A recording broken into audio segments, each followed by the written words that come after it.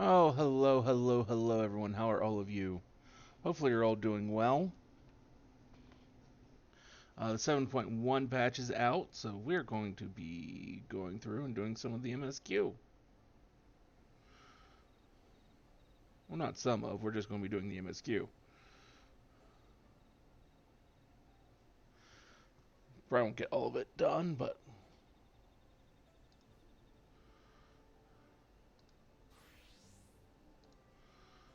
we'll get through what we can of it.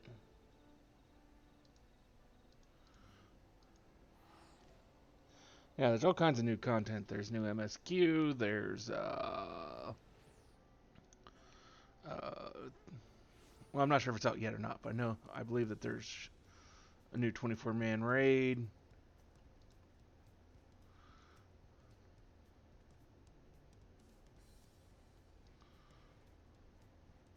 That's probably that may be the raid, that may be something else. I don't know.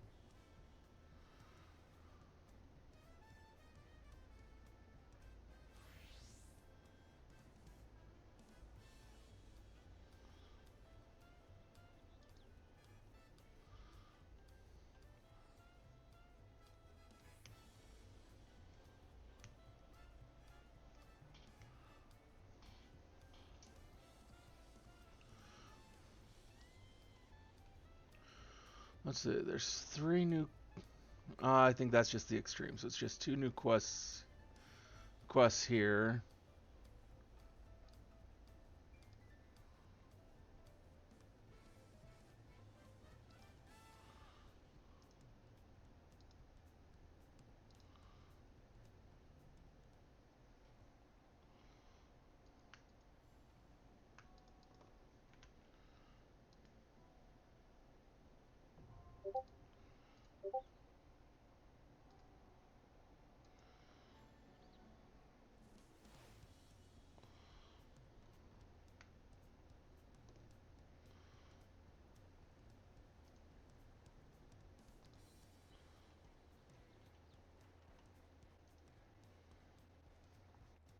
I guess it starts with a royal invitation.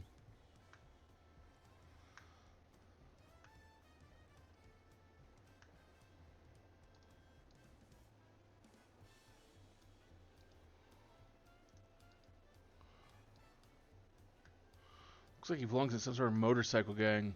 But it's not pretty. It's still kind of neat. Look.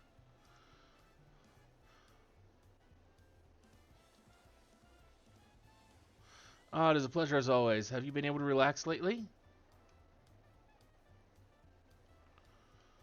Wonderful. As busy as you have been with the Rite of Succession, among other things, you deserve an opportunity to experience Tuli Olo at a more leisurely pace. Sampling the tacos at Xbalia of Thai is one such way to do so. They're made the traditional way and laden with fillings. They're absolutely sublime if you have an empty stomach. The owner, Baruch Ivu, will look after you.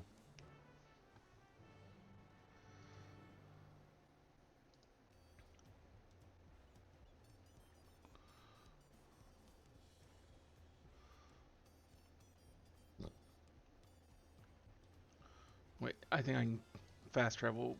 Or no, it's closer than that, so no, I can't really fast travel.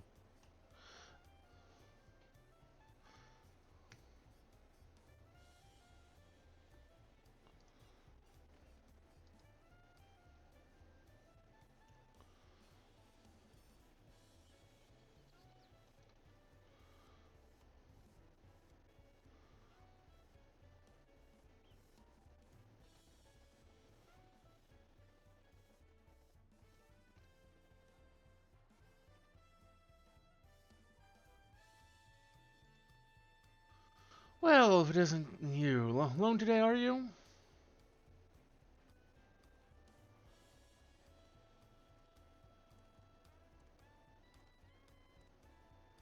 I see, I see. If you have a hankering for tacos, then on the house. Consider it a token of gratitude for your help tracking down those treasures. Go ahead and find a table. I'll bring you your meal as soon as it's ready. Wonder if I hadn't done all the royal quests, whether or not that would have been a you're still gonna have to pay for these because you haven't gotten all these tacos.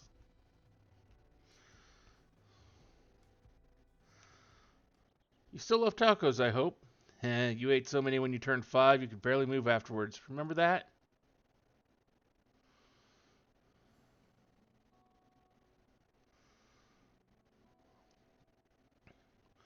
No, not really. That was 30 years ago for me.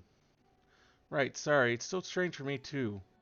Just the other day, you were a little boy clinging to your mother's skirt as you set off for Yasulani, and now you're a man grown with a face full of hair. Even so, I knew you were my son the instant I saw you. We're still family and you can always rely on me. Relying. It feels like the only thing I'm doing right now, on you and everyone else. I can't even start a fire without assistance at my new job. Back in Alexandria, we had electrope. If I needed fire, all I had to do was press a button. Everything was at our fingertips. But here I'm helpless, a culinarian who can't even light the stove. Why the others in the kitchen stared at me, gods, I'd never felt so embarrassed. Sorry to hear that. I've been told tales, but it seems life is really different within the dome. My wife and children, I was thinking I'd have them join me once things had settled, but at this rate.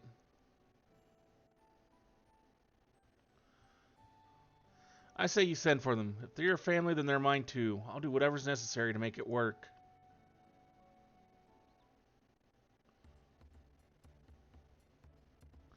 I didn't mean to overhear, but it seems you're having trouble with readjusting to life in Tulialo. Val Waklama? To aid folk like yourself, we've established a support group at the Wing of Reflection. There you can learn the skills you need to live outside the dome. This isn't easy being back, I know, but I'm hopeful that they can make things easier. That's exactly what I need. I'll definitely seek this group out, and I'll bring my family with me. Thank you.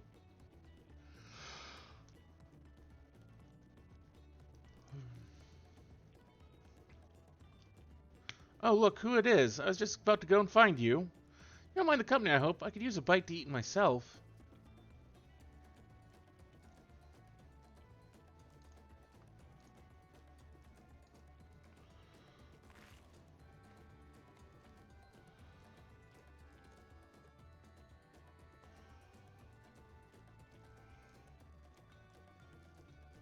Ah, the tacos here never disappoint.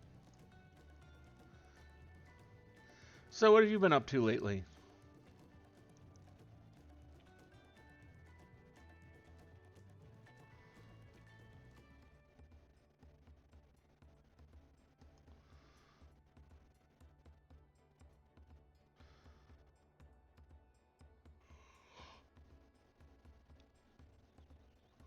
I've been reviewing reports from the Lands Guard. Given my responsibilities, I'm not in a position to chase criminals abroad, so I need someone else to take care of the matter. I'm glad that someone is you. For myself, I'm being kept busy with duties at the palace, but whenever I find a moment, I like to walk the streets and talk to the people. That way I can better understand the problems they have and share them with Koana to figure out solutions. I was on one such walk now, and as I mentioned, I was hoping to find you.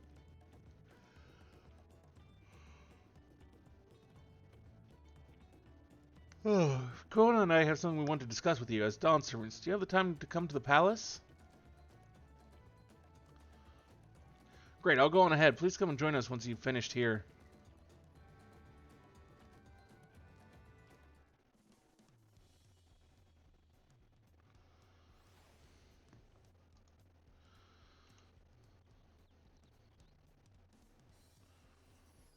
Okay.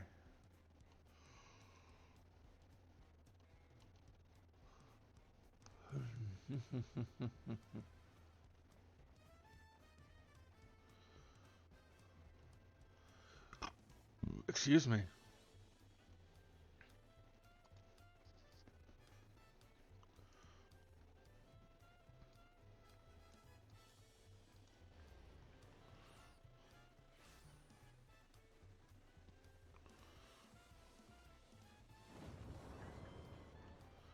Please let there be some voice acting.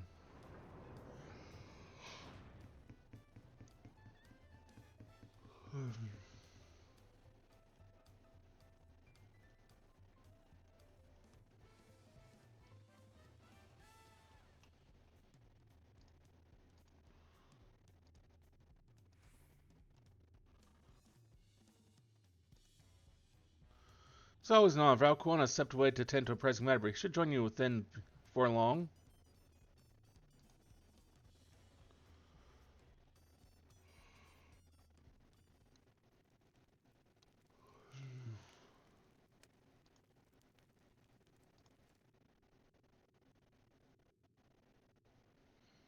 No music, so I don't think this will be voice acted.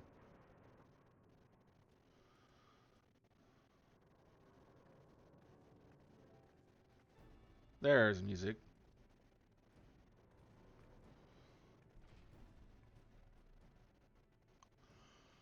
Oh, you're all here too. Val Kuana summoned us, though, if truth be told, Alphino and I have been seeing him quite regularly of late. He asked us to share our knowledge of Hanish culture, you see, in hopes of further strengthening your alliance. We were, of course, happy to oblige him. Crow and I were likewise summoned, otherwise we've been carrying on with our work, compiling information on the Golden City. My grandfather embarked on his investigation 20 years ago. With our report, we shall finish what he started.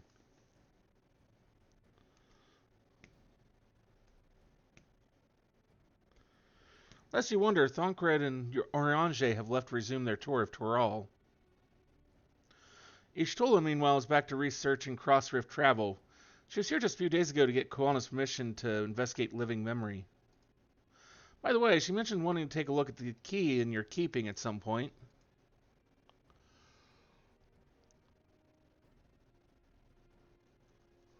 If the look she had in her eyes was any indication, I suggest you brace yourself for when she comes calling. You're like to be stuck with her for a while. Yeah, I wouldn't mind. As for Sinian, we know neither where he is nor what he is doing. Some things never change.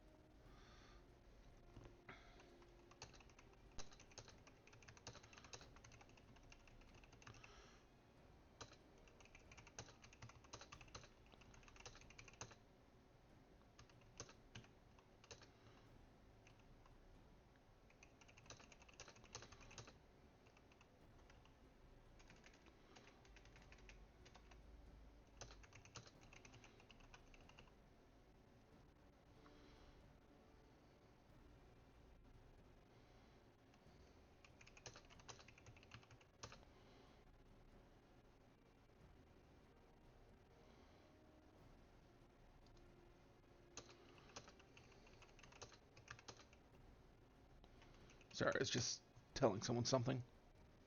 My apologies for the delay. Think nothing of it. We took advantage of the time to catch up. So what can we do for you? Hopefully present company is enough for whatever it is you need.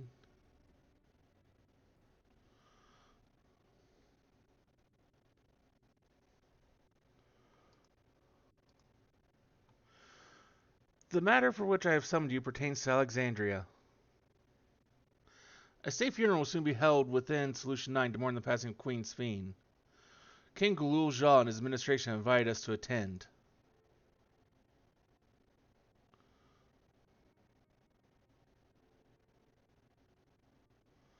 While certain issues remain unresolved between our nations, such as the treatment of Yasulani, I see no reason not to attend.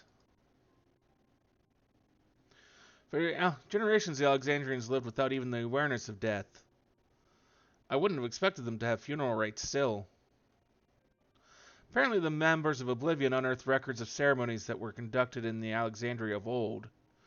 It was they who put forth the proposal that the Queen be thus honored. Leave it to that lot to think of such things. The people of Alexandria no longer forget the departed. They're being confronted with the idea of death for the first time. I suspect our friends wanted to do something for them.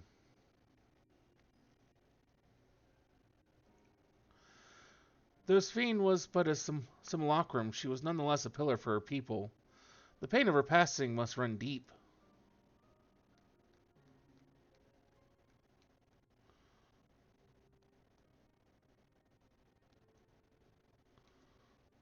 Indeed, a funeral will give Alexandrians a chance to come together to express their grief, that they might overcome it.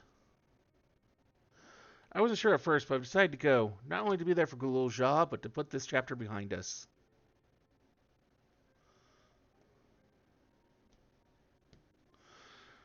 That I requested your presence was none other than that to see if you wished to attend the funeral. You knew Sveen as well, after all. Yeah, Sveen was kind of awesome until she turned all evil AI.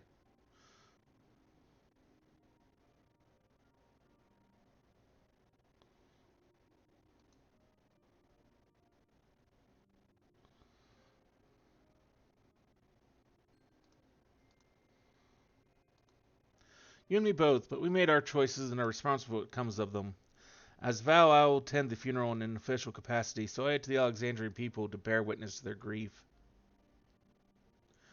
I'd like if you could be there to watch over everything like you did all through the rite of succession.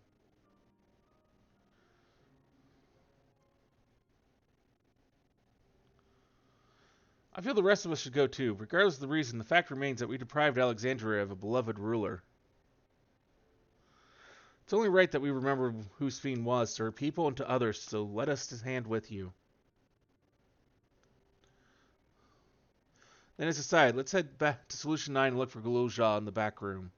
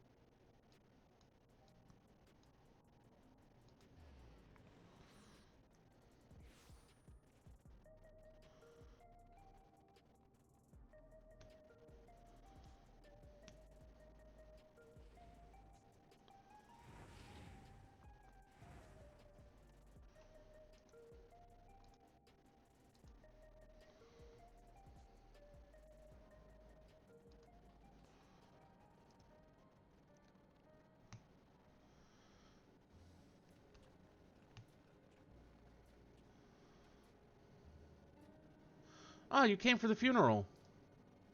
Of course, I'm the only one who officially takes part, though. The others will watch over the proceedings. So how have you been? It's been a while since my last visit. I'm good. Shale's always teaching me new things.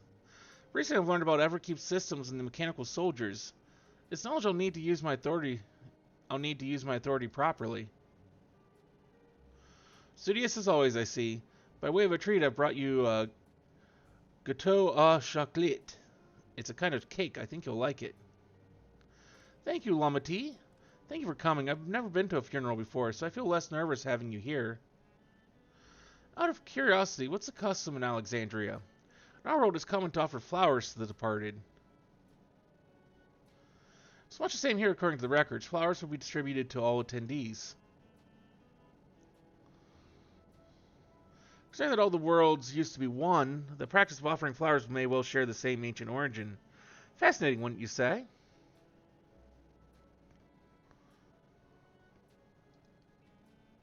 I mean, only if that's actually really the case. But I mean, as much as it might be nice to go, yeah, that's the way of things, that's not always going to be the case.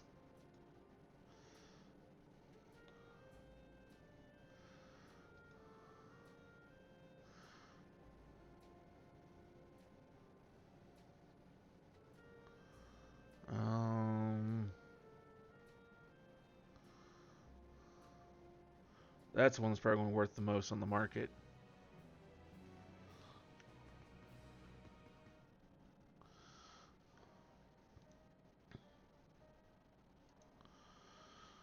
Gululja wishes to go and collect his flower for the funeral. Flowers are being handed out at Praxis Park. I'm thinking of heading over there now. We'll join you. There's a man I'd like to speak with, Gassan. He was apparently Spheen's aide and the one who sent us the invitation. Go on, let's go.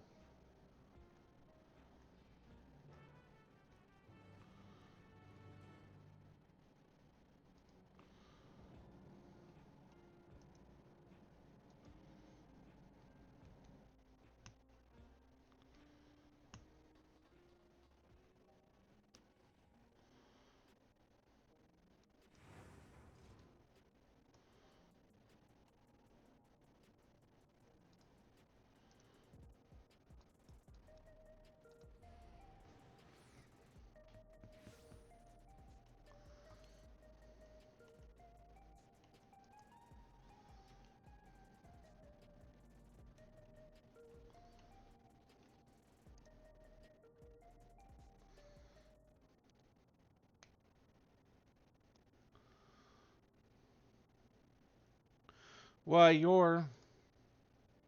I'm Valwek Lama of Tulialo. Thank you for extending us an invitation to Queen Spheen's funeral.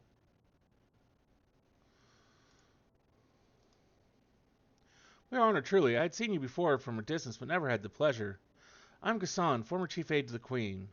Since her passing, I've been responsible for administering affairs of state.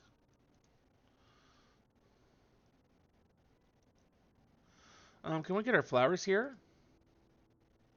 Yes, Your Majesty. The flowers are being handed out at the counter yonder, alongside the regulators.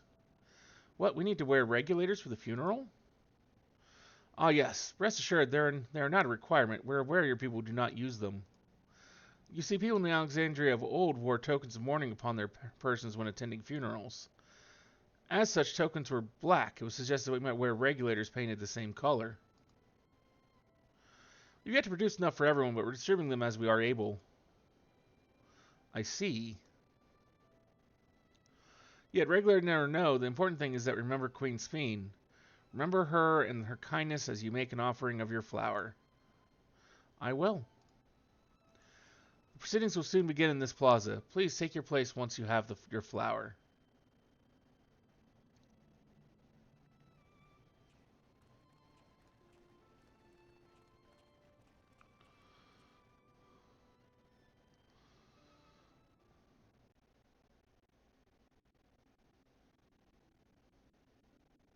Pretty picture.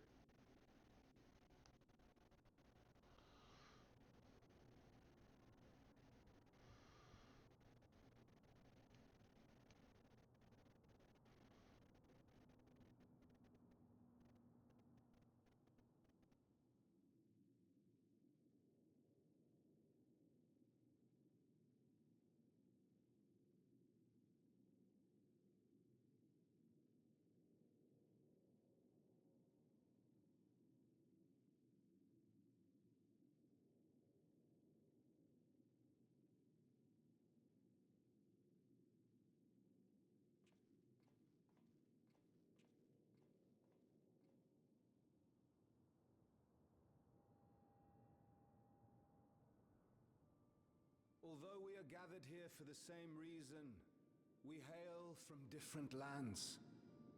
Increase that volume.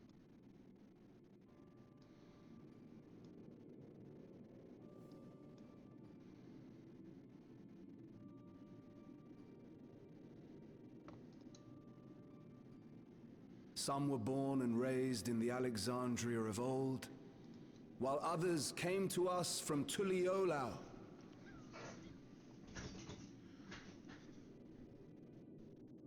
It was from this union of diverse peoples that a new Alexandria was born.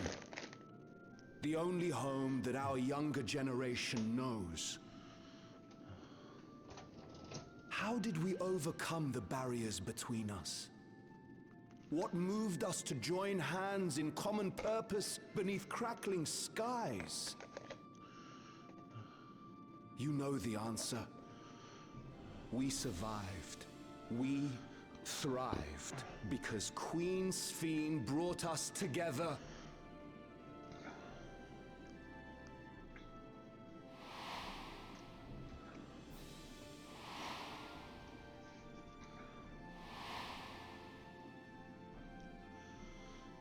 Inspired and encouraged by her boundless kindness, we strove to be better, for ourselves as well as those around us.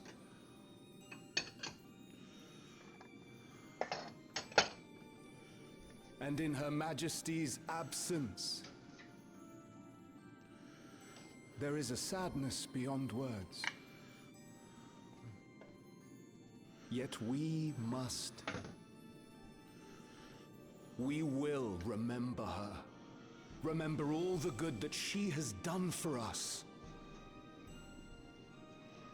So let us pray, as the people of the Old Kingdom once did, for the peaceful repose of the departed. And let us keep our beloved Queen forever in our hearts, that her memory might guide us unto the morrow.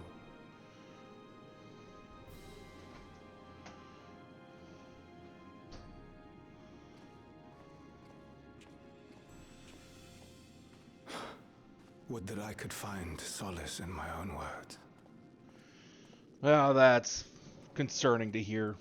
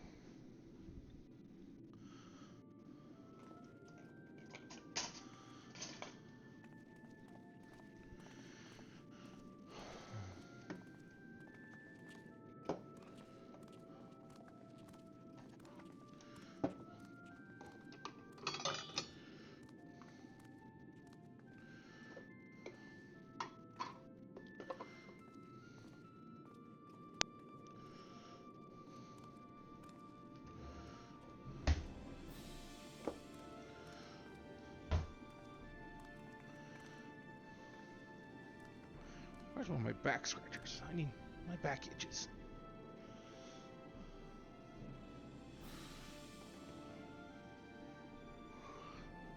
I'm always losing those damn things.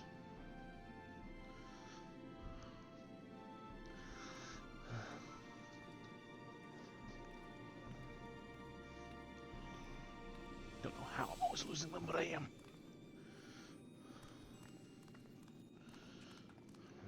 Was Queen Sphene taken to the cloud? She must have been. To still remember her is strange, isn't it, darling? Nope. Cloud no longer exists. I miss her. She would always cheer me up when I was down. But even though I remember her, I'll never see her again. That doesn't make sense.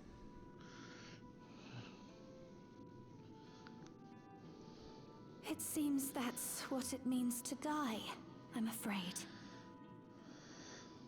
But what will happen to us? Are we just going to be sad forever?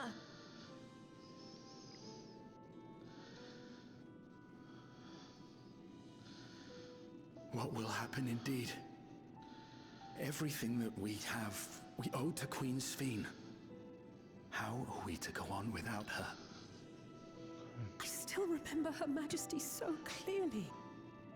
If only I didn't, I might feel better about the future of our realm. Perhaps we should also consider moving to Tuliolo. The journey won't be easy, but it'd be better than staying here in uncertainty.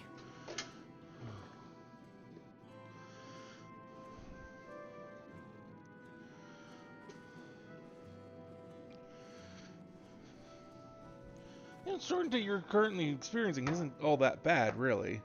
In times like these, I take comfort in the beliefs of a Turali people called the Yokui.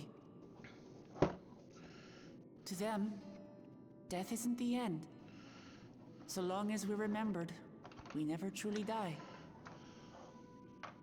It could be the same for Queen Sphene, you know? If you keep her alive in your hearts, she'll always be with you.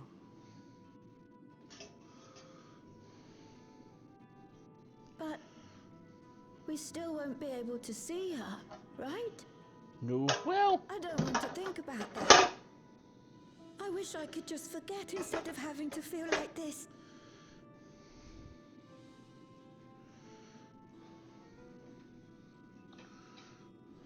I'm sorry. I didn't mean to impose. Please, mourn your queen however you see fit.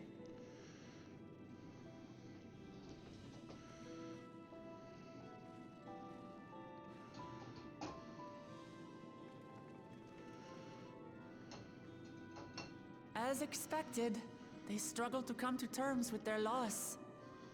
I hope they can find a way to move forward. It's not only grief that weighs on them, but worry for the future. Bereft of their queen, how will they proceed? True. But with that at least, we're not powerless to help. What is it, Guloja? I was wondering, is it better to remember or forget someone when they're dead?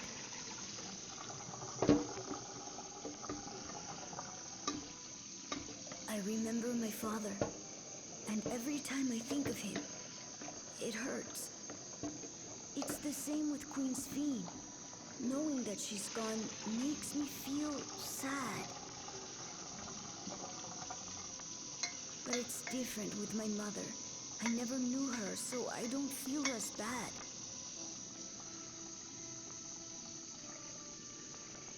I want to remember my father, but maybe I'd be better off forgetting him. Guloja.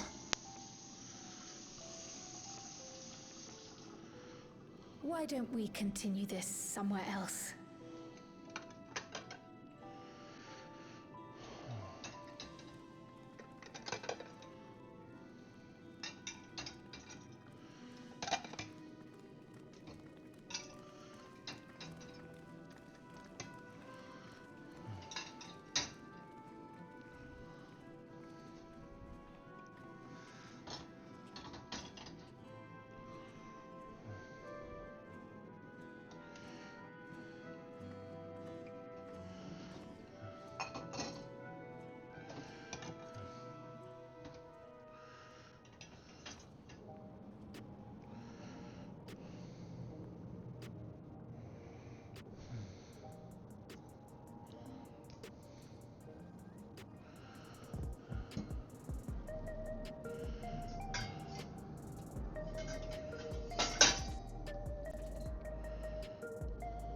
okay. Sorry, I was just filling the dishwasher while listening to that.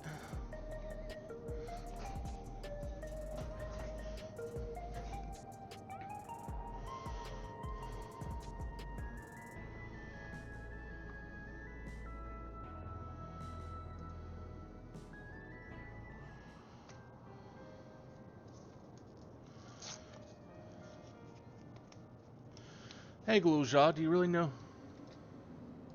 Probably knows nothing of your mother. She researched the system for information on residents, but the only Mumuja she found listed were my father and me. Even if she died and was erased from people's memories, she should have been there, but she wasn't. Well, that you're here means that she was here too, inside the dome. There can't be any other way about it.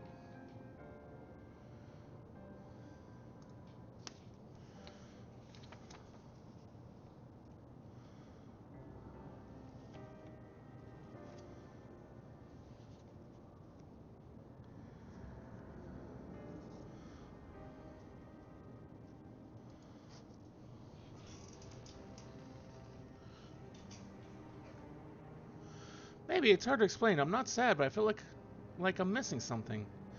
Something that makes me feel sad. I want to know my mother. I see. Well, if that's what you want,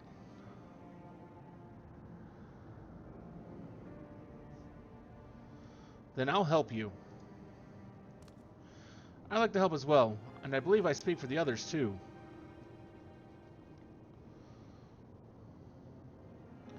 But I can't bother you with this. You already came for the funeral. We came here not only for the funeral, but to see whether all was well in Alexandria. We're not about to leave just yet. Besides, I'm seeking to learn about your mother. We're bound to learn about your father as well. We were tracing the steps of this man who kept his own counsel. I gained knowledge I can serve the people of Alexandria.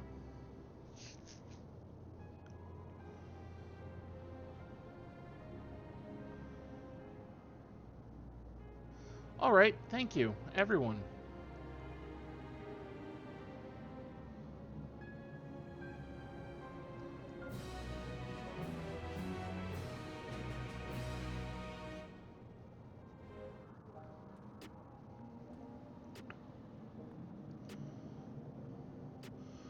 Rahatia is an idea on how we may proceed with your investigation. Assuming neither memories nor records of Gululja's mother remain, we must cast as wide and as possible. It's just we split into groups. If you could make inquiries outside in the outskirts, the rest of us will do the same in Solution 9.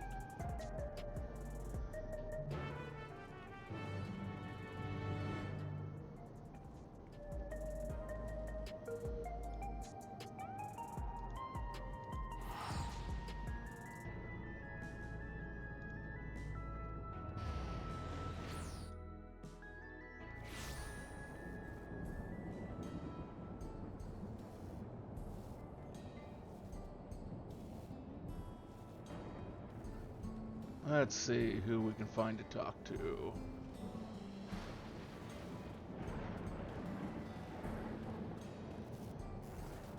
Sorry, but I've never heard of a Mujab woman living in these parts, much less one connected to Zoro Jah. I better luck talking to the people over at Tanawatan. Someone's to the north of Everkeep in a place called Uwawawada. Resilient Sun won their loyalty when he saved them from some crisis or another, so the story goes. If I remember correctly, their chief's name was Kanilaka?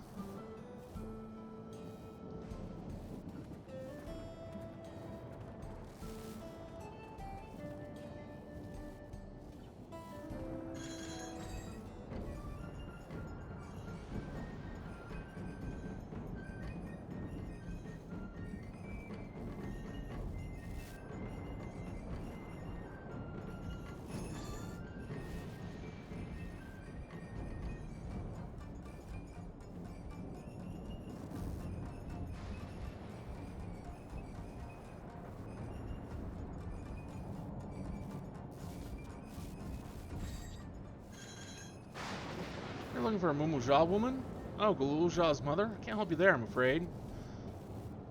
I only know a little about Zoro Jah, and only what my father told me. He said before the dome cut us off from the outside world, Troll Vidro had appeared and was terrorizing the region. In response, Zoro Jah assembled a party of warriors and with them confronted and felled the beast. It was interesting to hear of the king's feat in the past.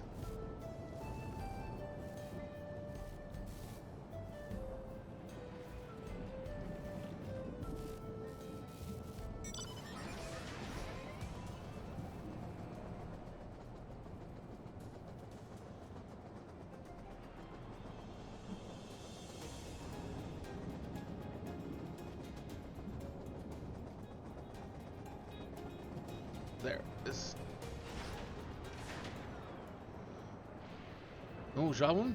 Their people have never been common sight around here. Well, last time someone would have been before the dome came down over our heads. Just among an entourage of Landsguard that was dispatched here. I assume they'll return to Tolialo after their mission. If any remained, I suppose they could have been trapped in here with the rest of us.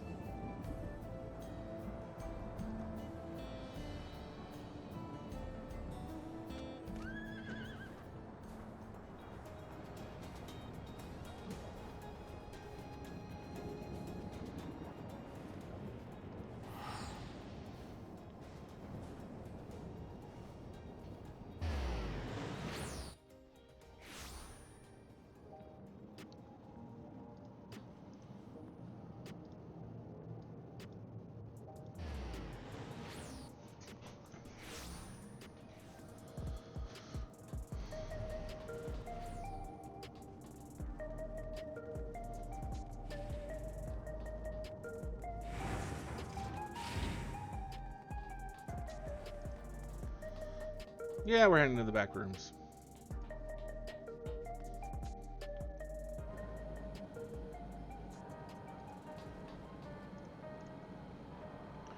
Galulja has told me all. We've previously tried to track down records of his mother, but came up empty-handed. With everyone's help, hopefully we can get somewhere this time.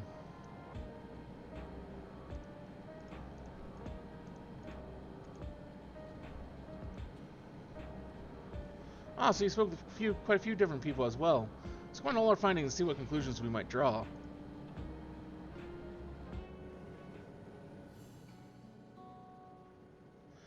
So, Zerojah brought a routine of Landsguard to Yasulani, among whom was a female Mamuja. His mission was to rid the region of a Tyrell of withdrawal, and I believe it's safe to say that this was the crisis in Weyawada he resolved. Some of his troops stuck around for a time, perhaps to assist the villagers with recovery efforts. Then they could have gotten trapped in the dome. We also heard stories about the settlement in Weyawada. People lived there until nearly a decade ago, and Zerojah made regular visits. If he required secrecy, a location home to his most loyal followers would be ideal.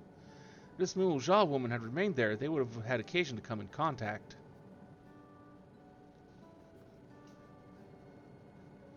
I see, but what could Zerojah have been doing in that village? I think we can answer that question.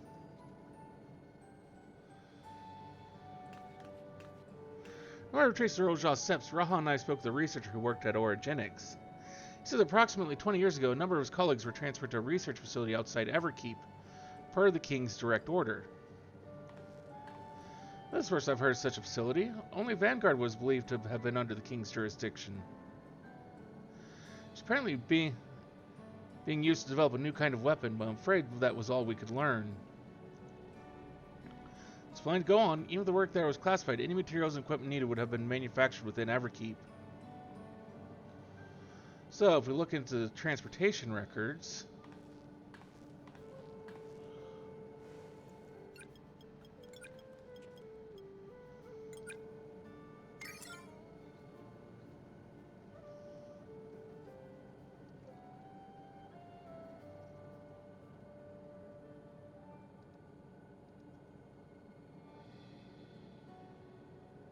There it is. The routes are full of detours and attempts at obfuscation, but large deliveries are being made to Yowewawada, far too large for a mere village. There hasn't been any activity for years, though. It's likely the facility has been decommissioned. Do you think that that's where my mother was? Can't say for certain just yet, but I reckon there's a good chance. This is amazing. Even though no one remembers her, you managed to figure all of this out. Each piece of the puzzle may reveal a little on its own, but when you put several together, a picture begins to form. Even should memories fade, footprints remain to mark the path of those who walked before.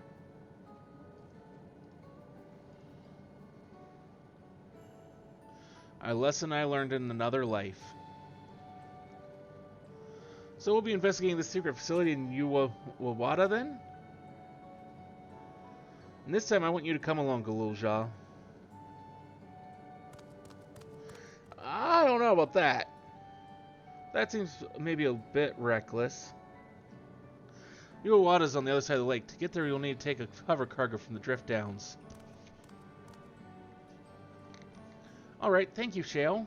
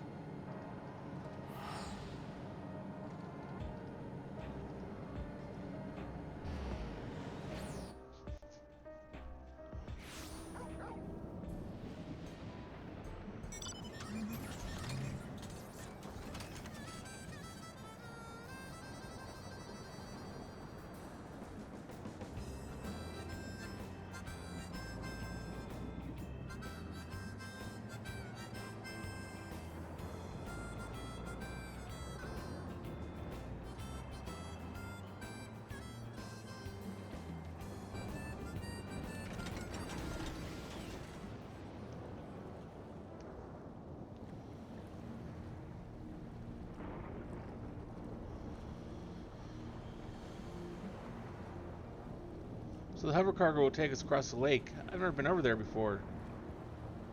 Still inside the dome, so I don't expect it'll be any different from here. We'll likely encounter dangerous beasts, so the rest of us will go first. You follow when it's safe to do so, alright? Alright, be careful, everyone.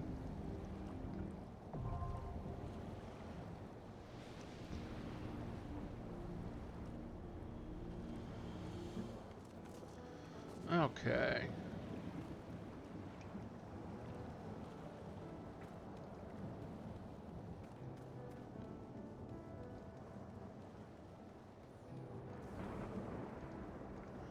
Well, I'm remembering to do it.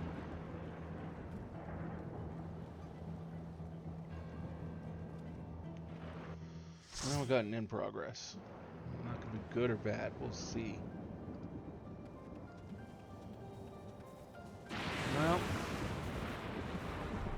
they already beat the first boss, it looks like.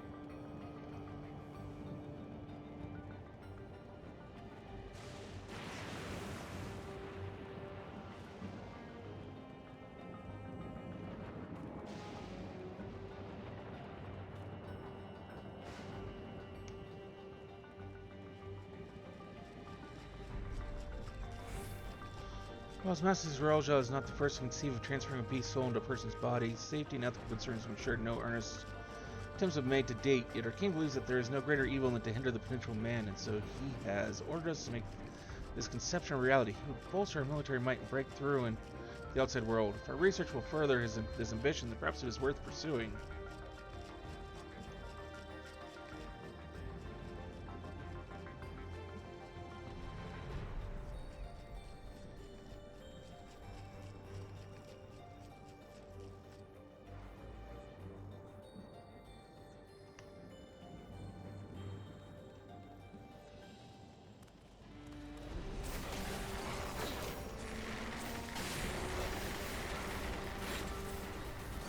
Why'd I hit that one? I don't know, but I did.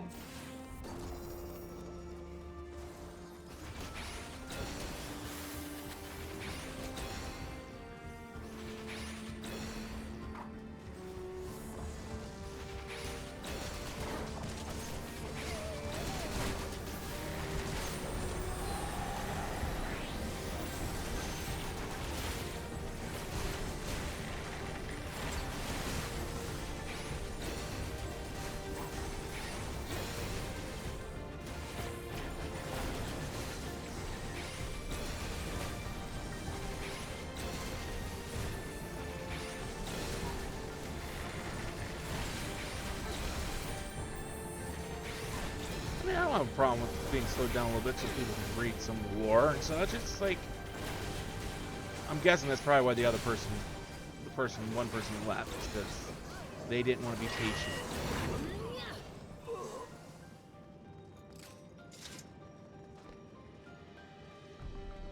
Our bodies are fragile vessels. Although the infusion of another person's soul confers strength and vitality, the soul of beast yields mixed results.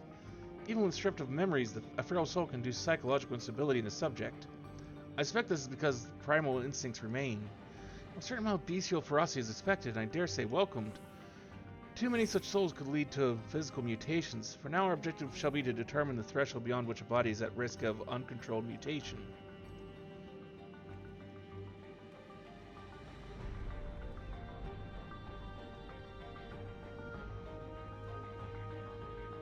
Looks like containment failed here, this facility.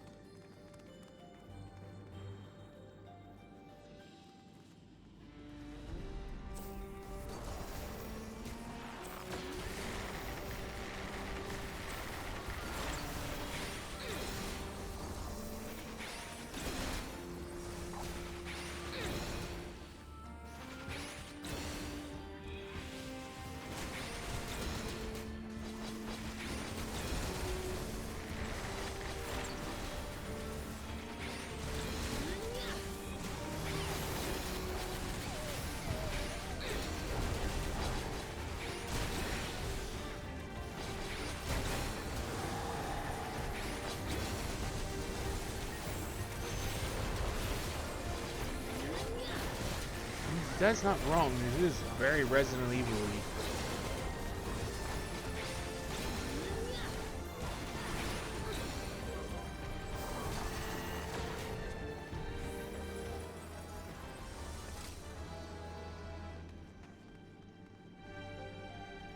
Oh, there was a research note right back here.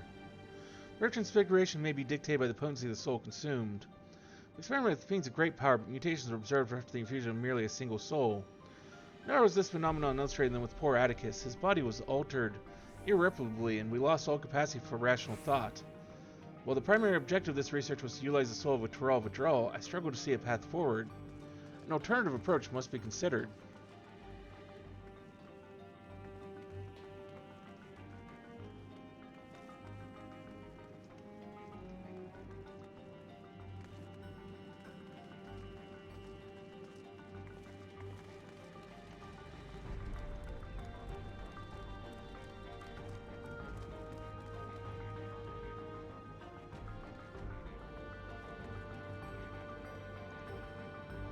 The sources of our failures thus far have been the inability of our bodies to contain feral souls. What if we were to reverse the process by purging a piece of its memories and infusing it with a man's soul? One still possessed of its own memories. We stand to gain absolute control over a vessel of great power. My subordinate who first proposed this brilliant hypothesis shall have the honor of being the first to transcend our meager limits. I must prepare his soul for extraction at once. It's one way of going, I would guess.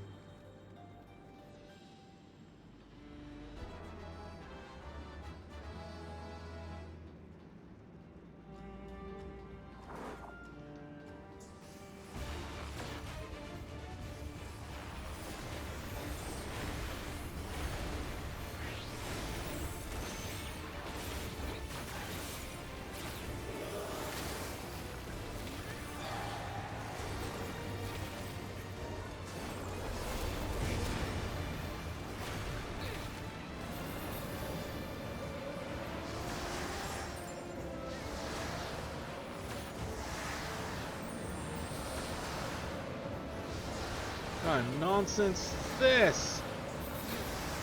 Fucking hell. Don't ever move.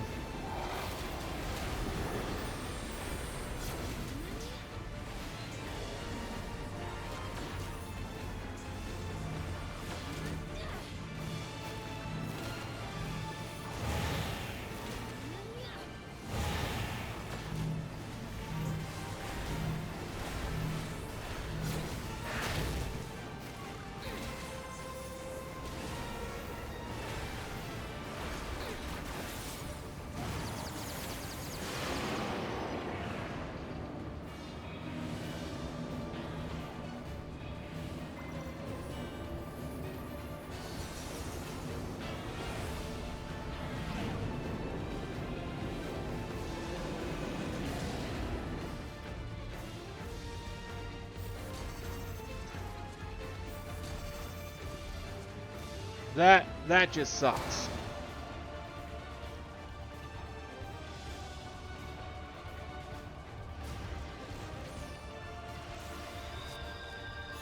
Whoever thought of that bullshit, fuck that developer.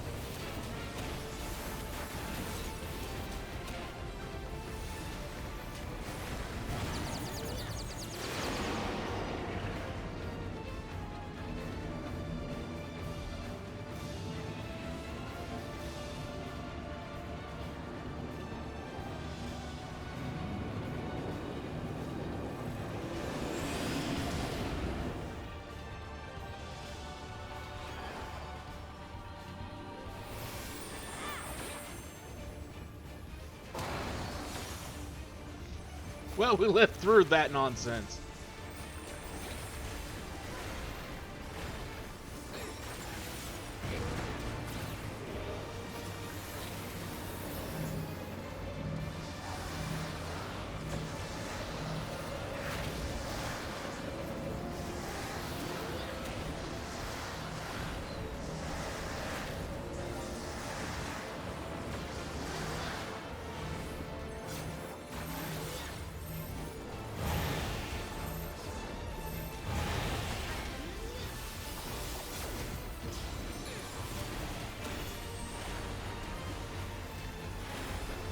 He has a move called Dark Souls.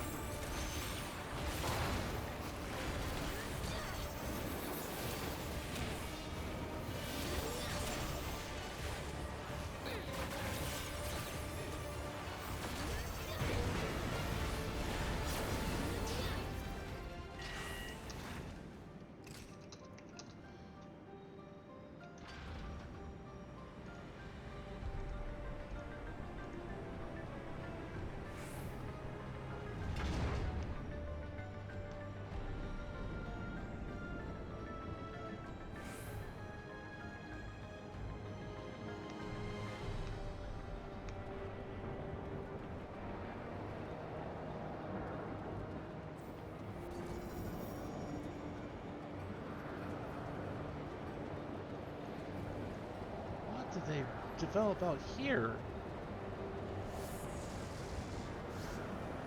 My guess is it's a thrall of a draw that they put the mind of a human, or the soul of a human into. Just guessing.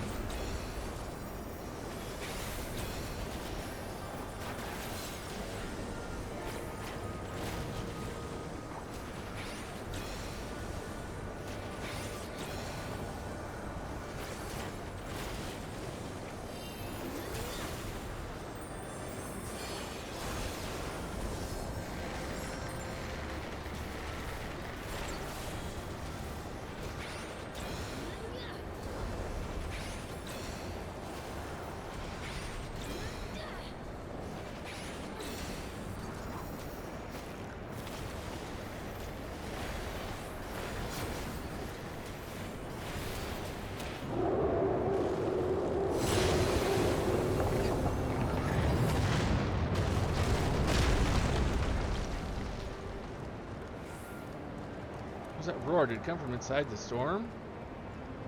Yeah, I would say it did.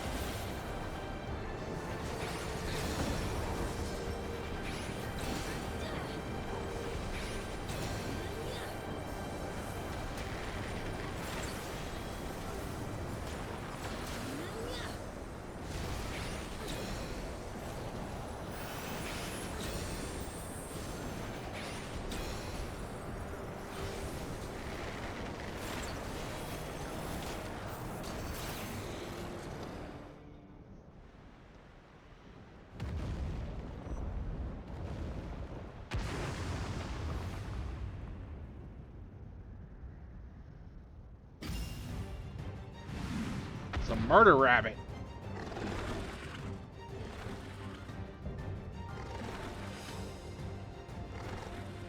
Looney Bayati?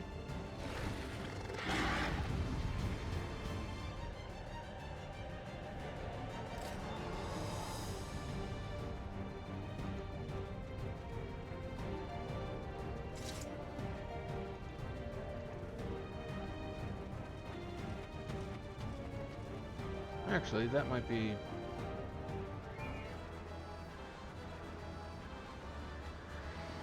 That might have some good armor look to it. I don't know. We'll have to wait and see, but...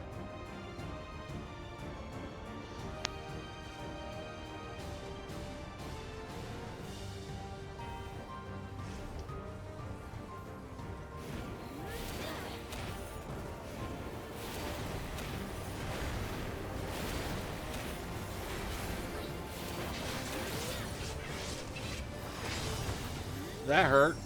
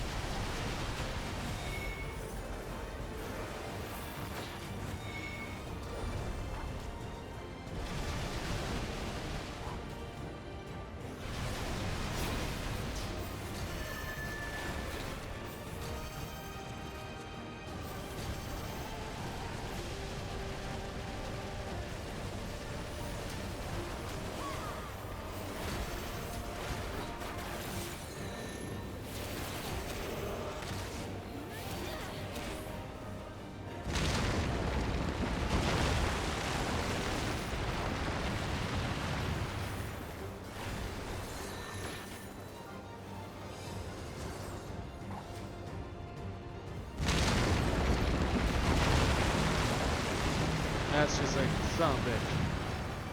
I didn't think I was safe over there at all, so I had to move.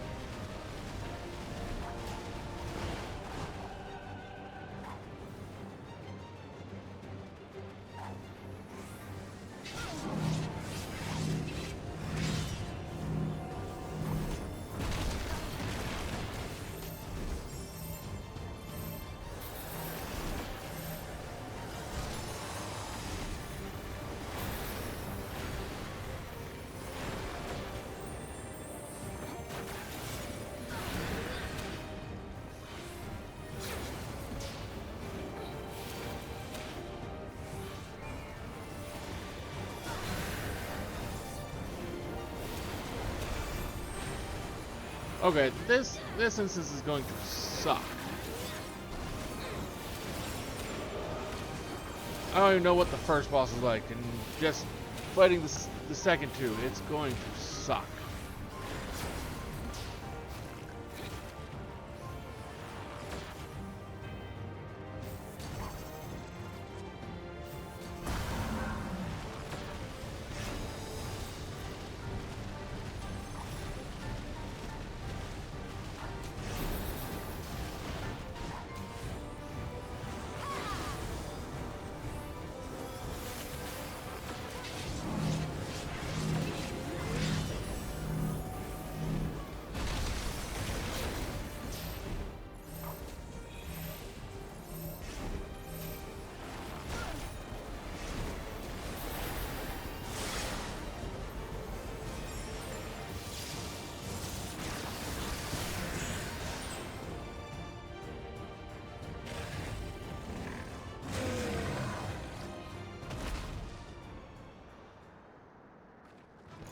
Okay, Murder Rabbit is dead.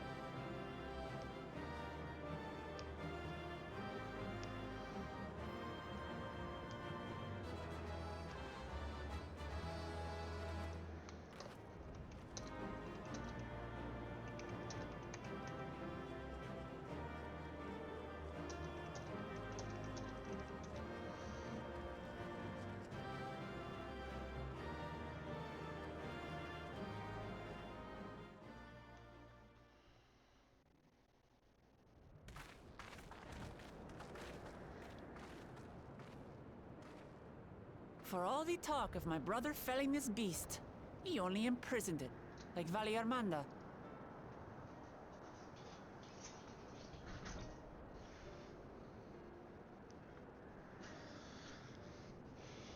From what I could tell, they sought to transfer people's souls and memories into bestial vessels at that facility. The Taral Vidral explains the need for a remote location. It was doubtless their prime subject. Though I expect Zaralja did not foresee the opportunities it presented when he imprisoned the creature. No, probably not.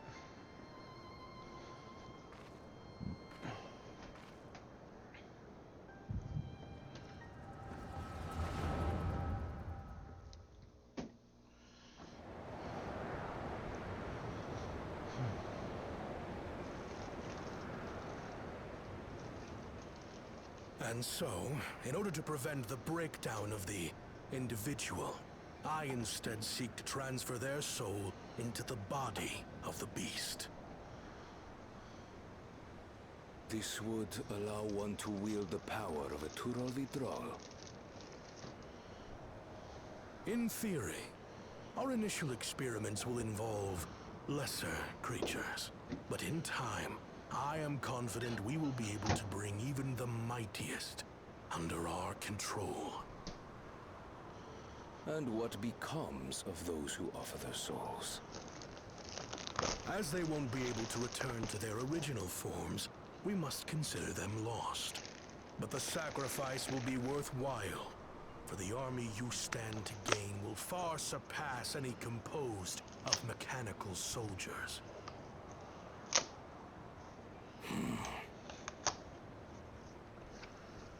Very well. Recruit volunteers and begin at once. Thank you, Your Majesty. I shall return to the observatory and see to the necessary preparations.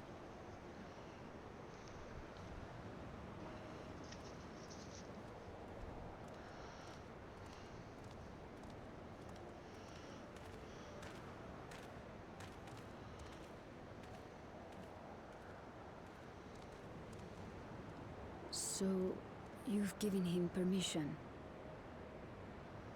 Teshalja, you will assist Kaniloka.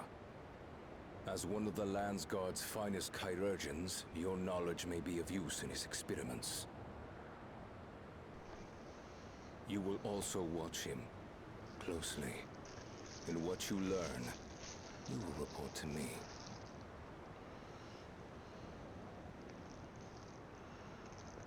You object to his project? Or are you incapable of performing this duty?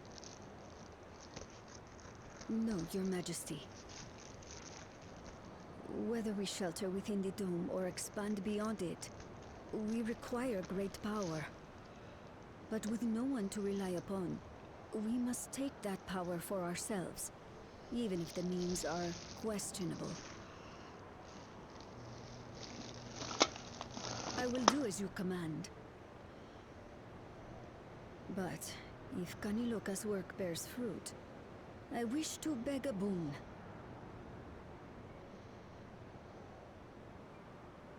What do you desire?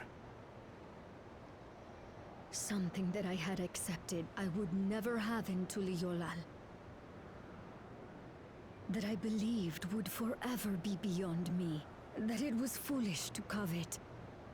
But here and now, it is close. So very, very close. She wants you. Perform your duty to my satisfaction, and anything you desire is yours.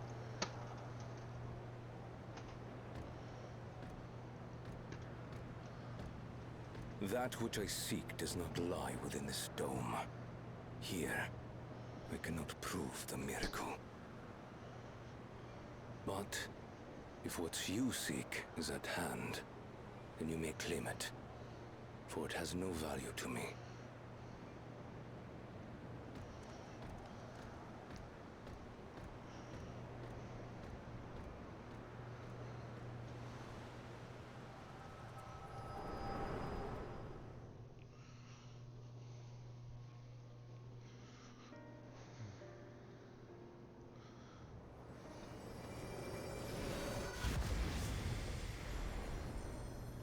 Are you all right?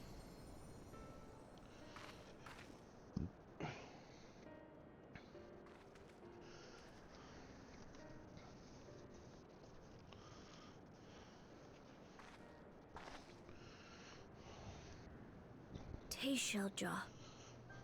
Could she be my mother? Fair possibility of that. The people in the outskirts said few Mamulja lived in the Yasulani. I can't imagine many other Ubiko women were trapped in the dome. That being the case, she could well be the one. This observatory Kanaloka returned to, could it not be part of the research facility? We might learn something about Teishelja there. That's where we're going next, then.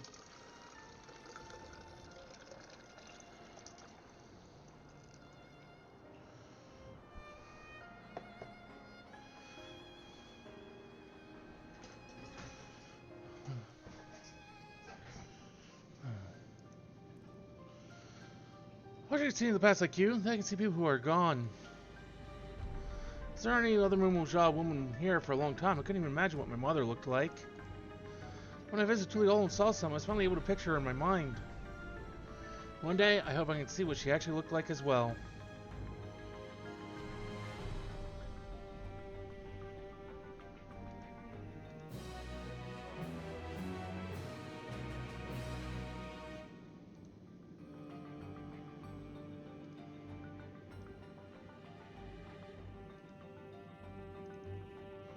Crowds eager to begin searching the research facility. While we've discerned the purpose of the research conducted here, the traces of it that remain might afford us greater insight into what came of it. Let's take a look around for information as well as a way to the upper level.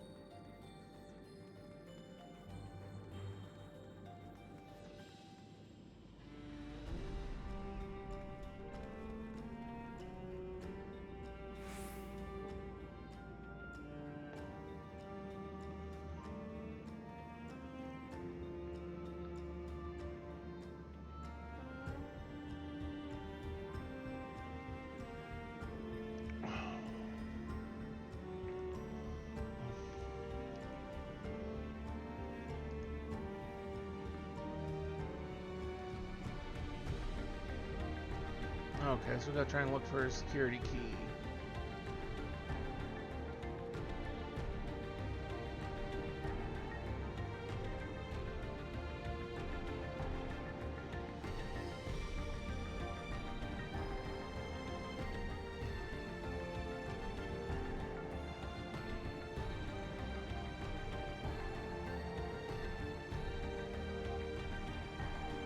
Recruiting volunteers for a new experiment. I know I'm not as bright as the others, but they couldn't laugh. They wouldn't laugh at me if I was stronger than them. This might be my chance. Soul transferred a few days ago. I can write. Can write good, yes? I am good. Very good.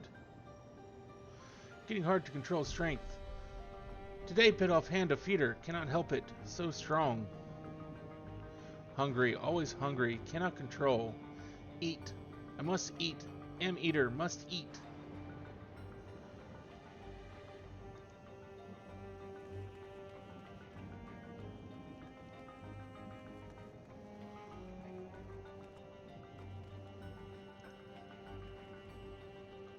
Sounds like the needs of the new body drove him insane.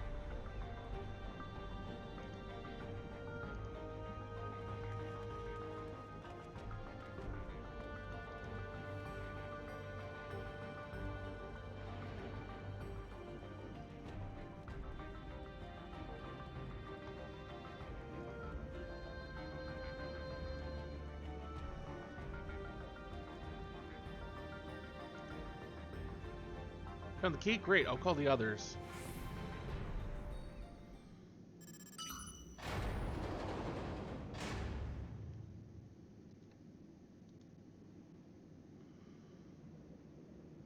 Since the key can be used to operate the lift as well. Up we go.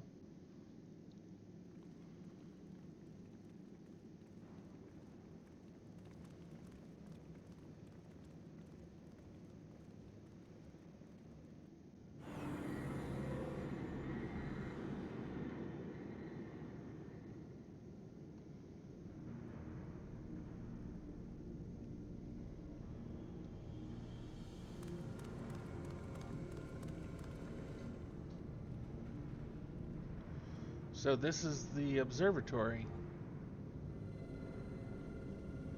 I didn't expect it to be similar, but this is a far cry from the temple that held Valagramanda. All this machinery appears to still be in operation. I expect there are auxiliary systems in place to ensure that monitoring can continue even in emergencies. The warnings indicate various anomalies related to the seal's failure. Most likely, for a blessing, we managed to fell the beast before it could cause harm. Right then, let's see if we can find some clues about Galulja's mother.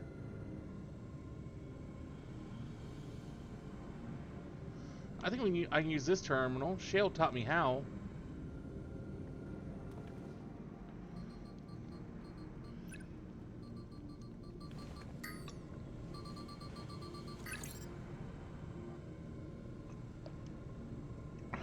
There's so much data. I don't know what we should look at.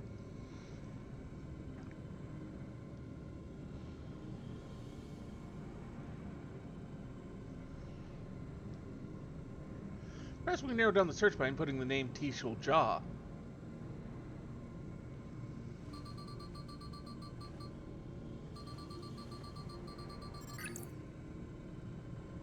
Ah, brought up a lot of results. They all seem to say the same thing. Tishul Jah, Administrator of Experimental Treatments, Research Logs. This sounds good, doesn't it? Chances are the data is encrypted, and even if not, it will take considerable time to go through it all. Then let us take it with us to the back room and have Shale analyze it. Agreed. Alright, I'll transfer it to the storage device I brought.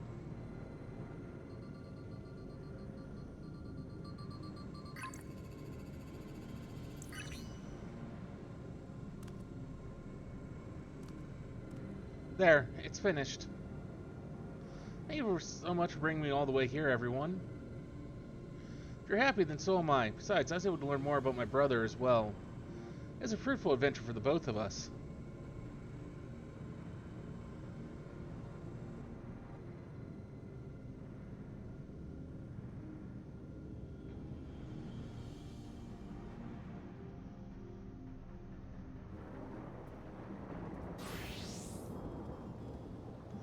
Here we are. The authorities will doubtless wish to be informed about the facility and its contents. But first things first, let's deliver the data to Shale.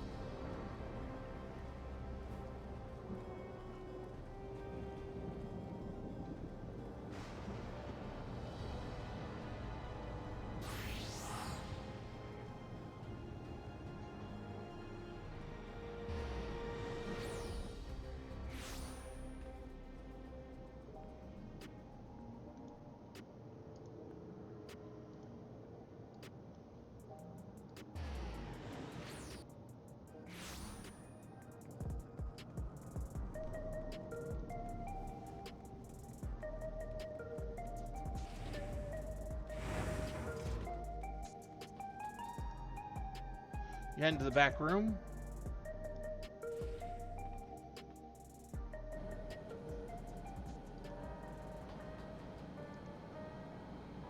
I'm back. Lulja has already given me the storage device. There looks to be a wealth of data, all of which is encrypted, so I'll need time to process everything. In that case, Alice and I might take ourselves around the city and check on the people. Aye, their mood has us a bit worried. I don't know if there's anything we can do to help, but we'll see. Understood. I'll let you know as soon as I finish my work. Thank you. We'll see you again soon.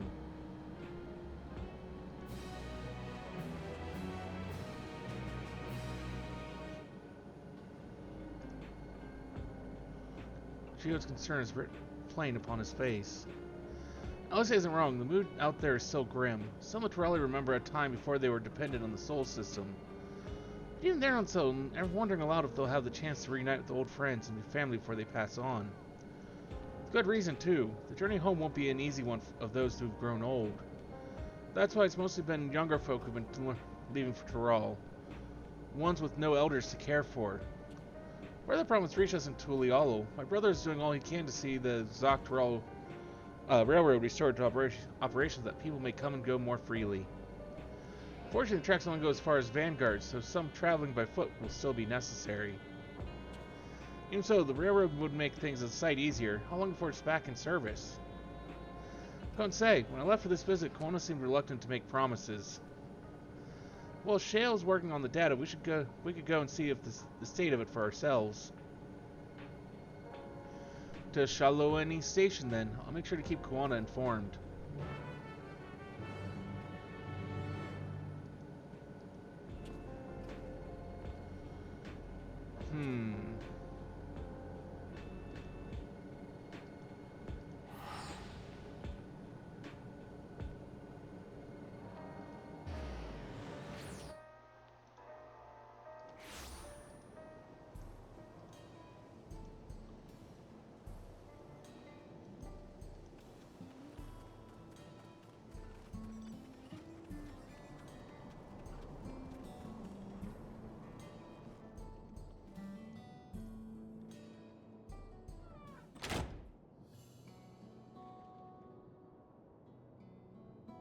Battle resolve, and you to boot. What can I do for you?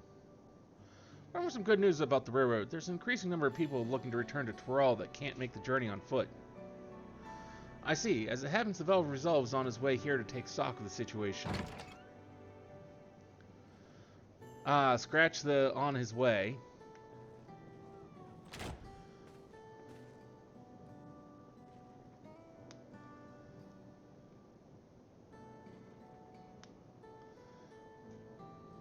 Aaronville is looking good.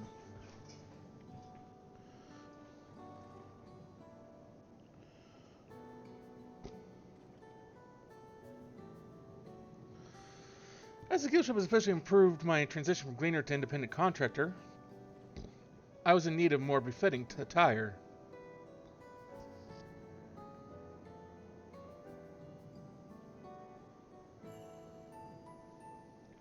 You heard about the railroad too?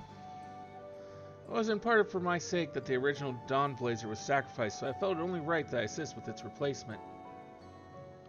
Speaking of which, I assume Lamati has explained the growing urgency of the need. What have you to report? The new locomotive was on track for completion, but we're having difficulty pulling her into the station, in a manner of speaking. See, when we used the Dawn Blazer to get into the dome, urgency outweighed all other considerations, but now we're back to our original problem. How to run the railroad without upsetting the inhabitants of Mawahetsoan.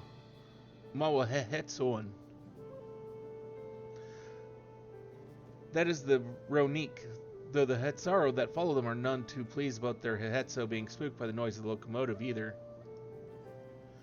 The solution I've devised is to quieten the railroad should address that complaint. But a sailing train presents a different danger. The Ronique will need to be deterred from wandering across the tracks. This says we can't just blow the whistle at them, or they'll panic and be off their grazing again. Weren't the rail routes plotted to avoid the Ronique's preferred grazing areas, though? It's odd that they're getting so close in the first place. The Ronique's grazing patterns have shifted since the tracks were laid. I'm not certain why, but I intend to ask the people of Mewahutsoan for their insight.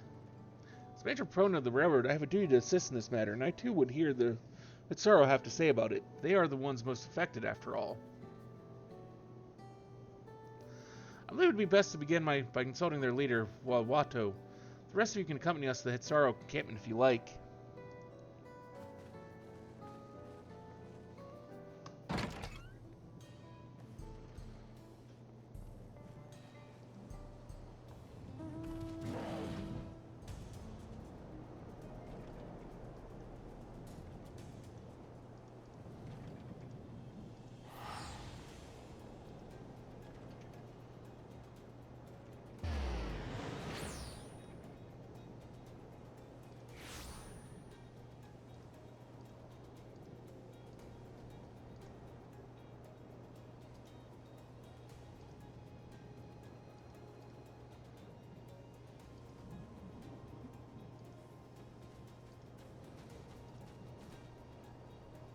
Okay.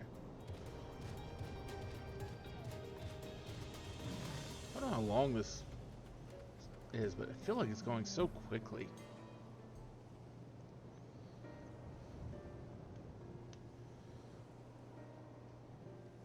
By resolve, vow of reason, I bid you welcome to our camp, but what brings you all the way to Mewahutsoan?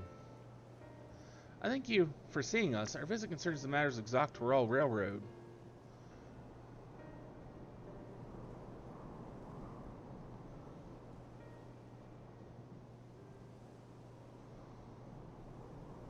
You too have noted the Ronique's unexpected change in behavior then.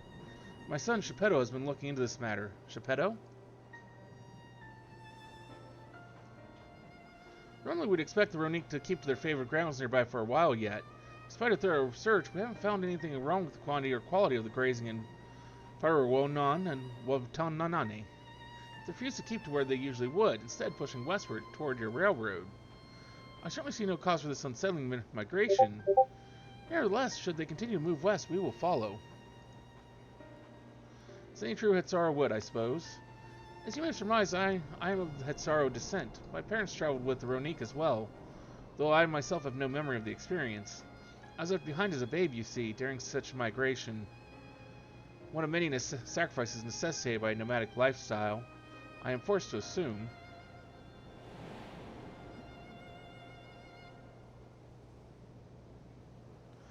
Chance encounter with the kind Pelu merchant was the only reason I survived. Taking pity on me, he taught me his trade that I might fend for myself. I am a stall keeper in Tiroli's markets, and that is where the Dawn Servant found and adopted me. I'd already been in the palace some time when Lamati came to join us. Like me, she had been cast aside by her parents. I knew the pain of solitude and wanted to spare her that suffering. As this tiny child's new brother, I swore I'd always be there for her.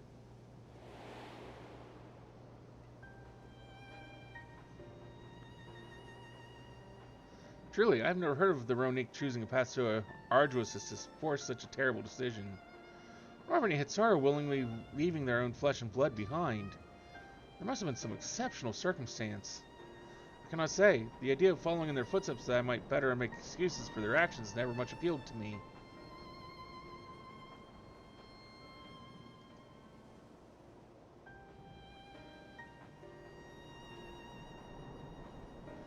As is so often the case, you are correct.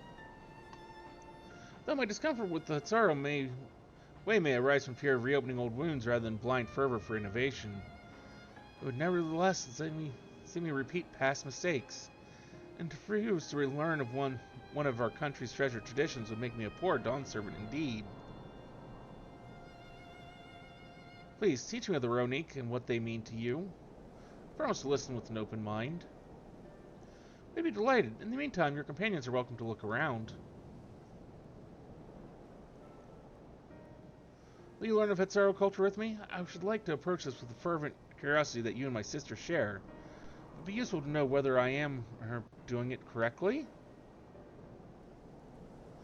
That's settled.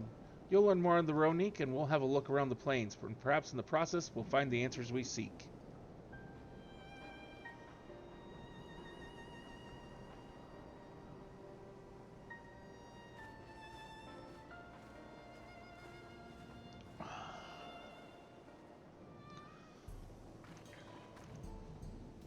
The quickest way to learn about our way of life is to do as we do. I hope you're not above manual labor. I'm not the most experienced, I'm ashamed to admit, but I shall put forth every effort. That's all we ask. Take these tools.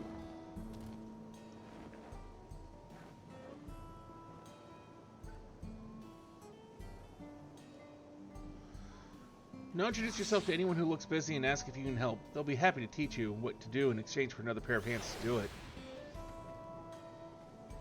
Let us meet back here later to share what we've learned.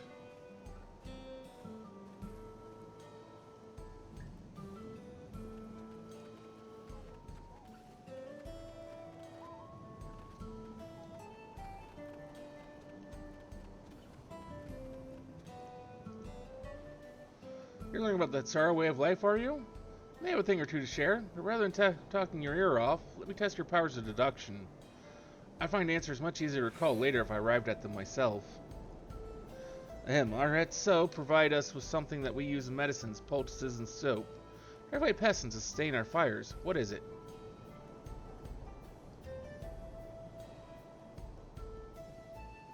Sounds like there's a story there, but that is indeed the correct answer. We've discovered myriad uses for Ronique chiefs over time, each a boon to our way of life. Where there is a need, our Hetso always provide.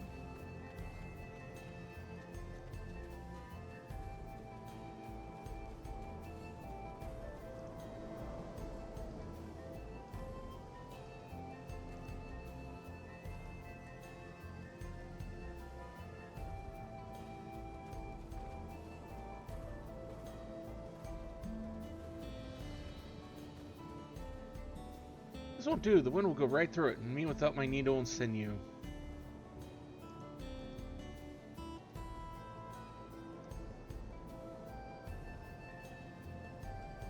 Oh, these are precisely what I needed. I should be able to patch up the covering now.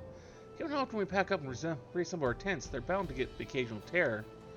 Fortunately, the Ronique hide they're made of is durable enough that we generally needn't worry.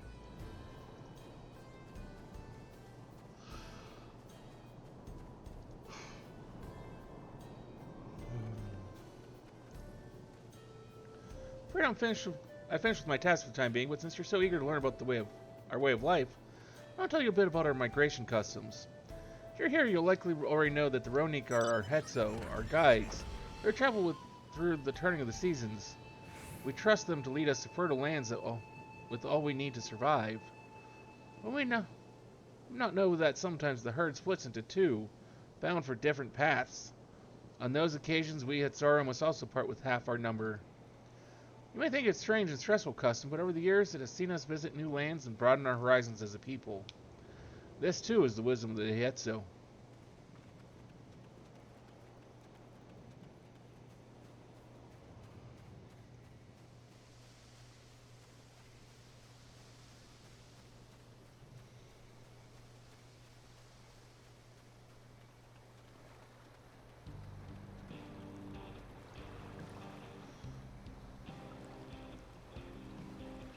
This one's fur is a bit overgrown, but a good brushing should thin it out. Okay, would you like to give it a try? You need the right tool for the job, mind you. A comb of the type you're used to would just get lost and tangled like it's not.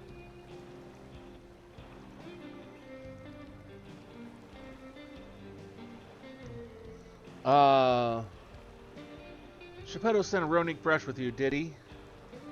How like him. Now, just run it through one little patch at a time, gently.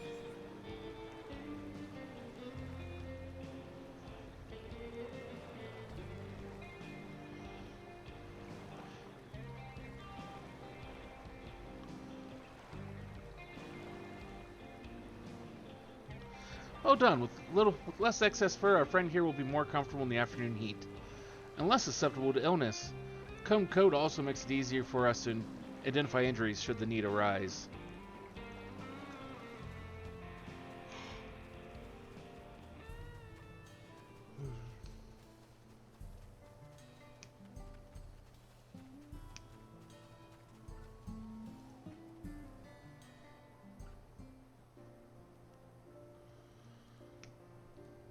You smell the grass and the wind. Which is a good thing, I promise. You could nearly be mistaken for one of us. You even look the part. I have to wonder how Val Kuana is getting on. I assumed he would be reluctant to get his hands dirty, but it seems his wish to understand us was sincere.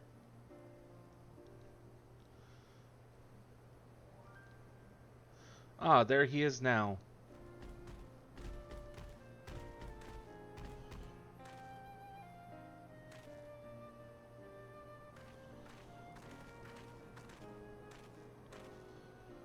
Apologies for my tardiness. I was tasked with grazing the Ronik and ended up rather far afield.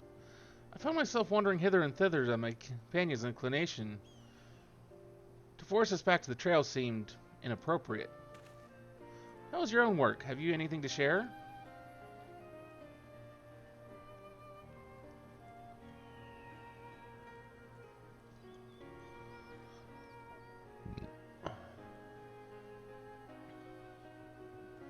Yes, I feel the truth of this myself. While I was hesitant to leave my fate to the whims that's Hetzo rather than tread man-made paths, I arrived where I was meant to be all the same. Mine is not the only way, though, at times. At times I lack the experience to know otherwise. My inability to conceive of how a decision might be right does not mean that it is wrong. My parents had a duty to the Ronik as they did to me.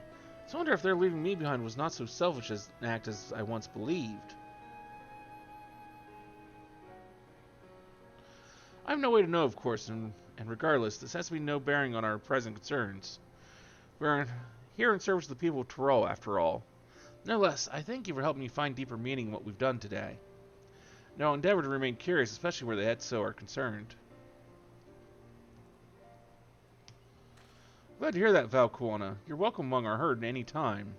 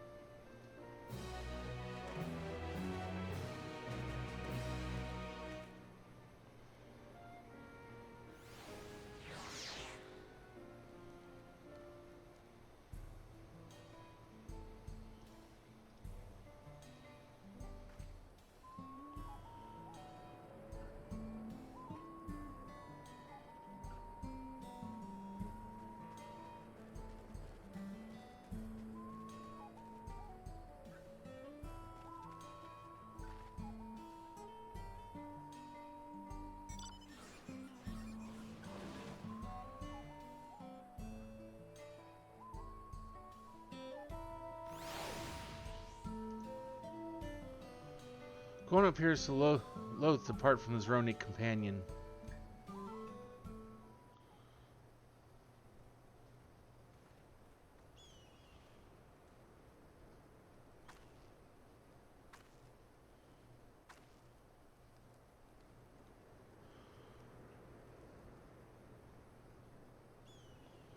Kuana, how did it go?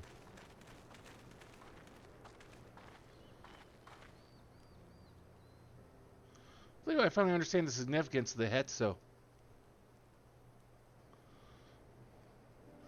They nourish the Hetzo as they grow and provide warmth and companionship in a harsh and unpredictable world. They are the equal of any man, not beasts to be tamed.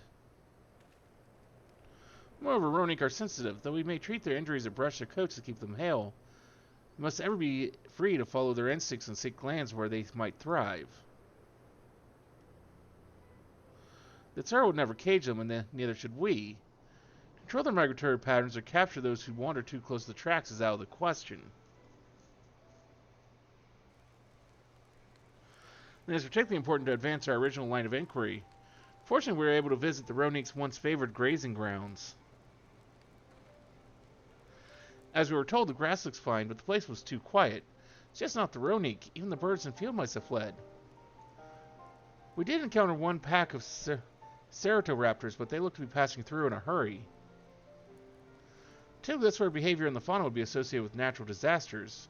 Earthquakes, landslides, and the like. Though that sorrow would have surely be put two and two together, were the cause geological, I measured the area's ether to be certain, but there was indeed nothing to suggest a recent environmental disruption, but I did notice one anomaly. A strong etheric signature to the east, moving across the plain, albeit slowly.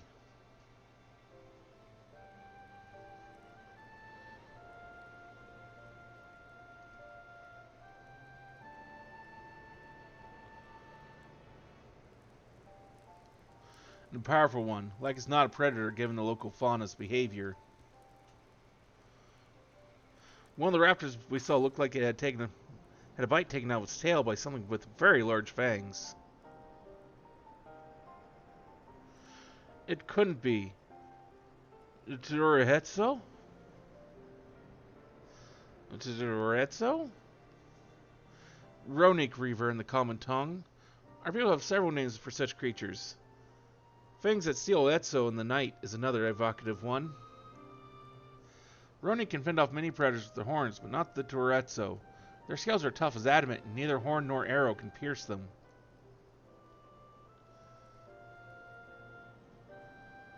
A well-toothed carnivore with an unusually tough hide. I cannot recall any such fauna in this region. They usually roam the wilds in the northeast, and most herds keep well clear of them. I can't tell you why this one is so far from home, and its pack both.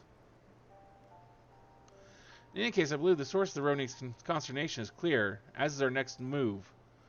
We must drive this reaver away, that they might return to their grazing lands in peace.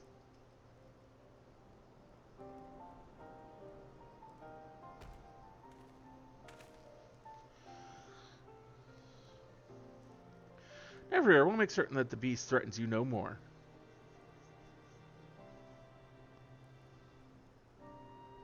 Noble goal. Whether we can do it or not, that's another story.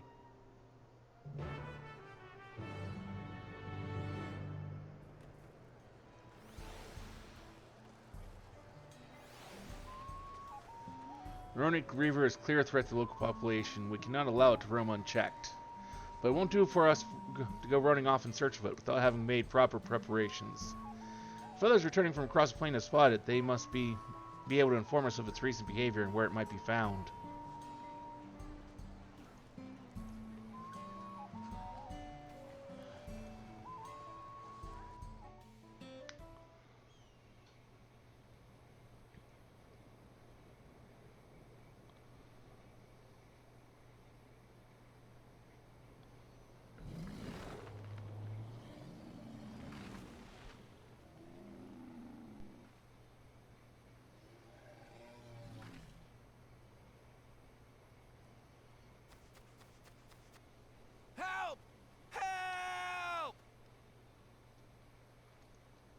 Tsuruhetsu is coming this way!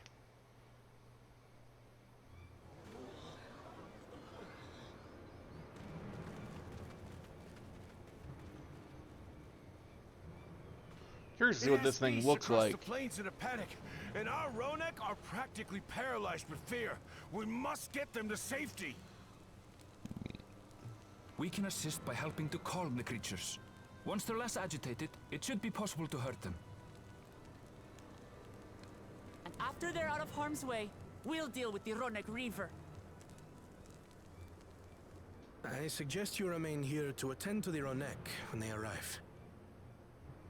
They'll be safe with me. Please, be careful out there.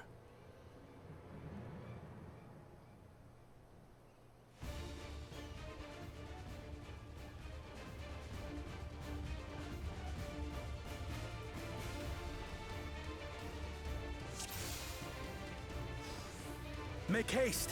We must protect the Ronek! Ronek. Okay, that's what they're called. Don't worry, we're right behind you.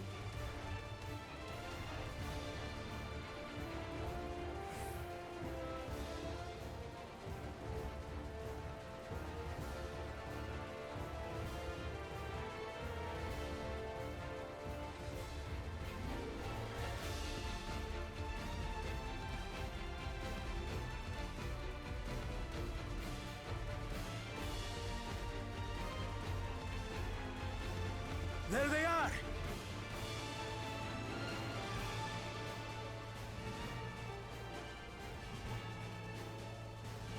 They're terrified.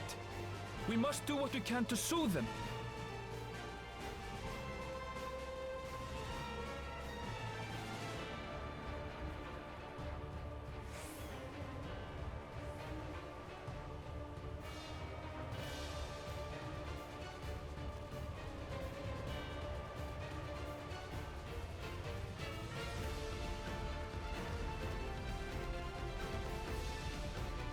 That herd should be all right. Let's look for stragglers.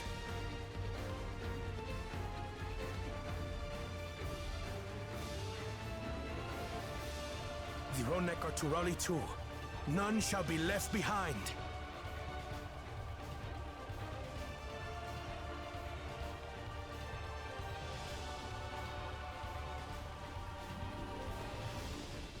There must be something up ahead.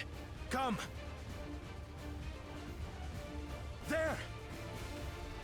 These are no match for the likes of us.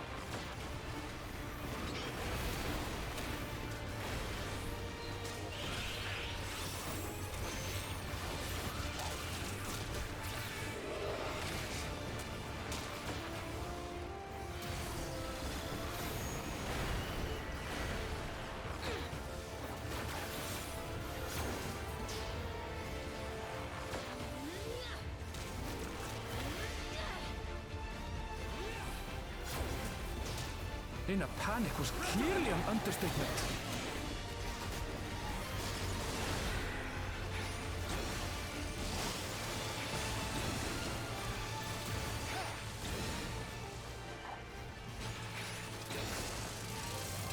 More are coming!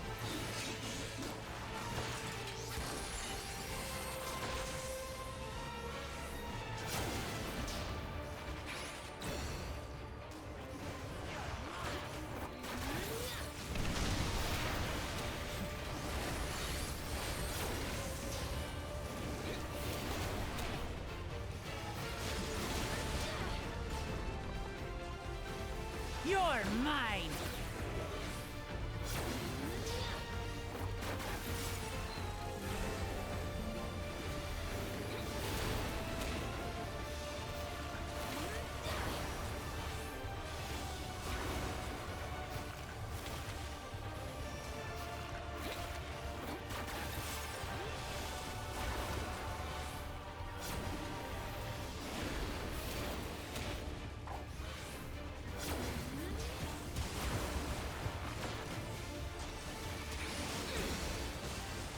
All or nothing, then.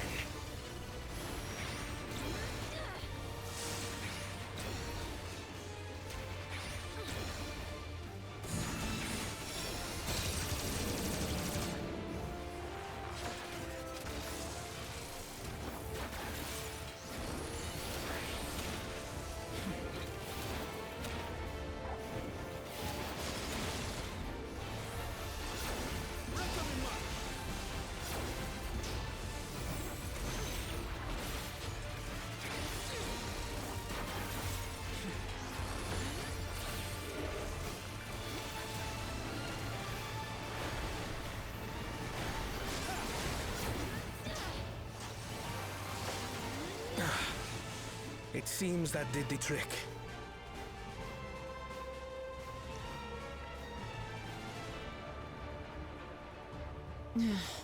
For the fodder, at least.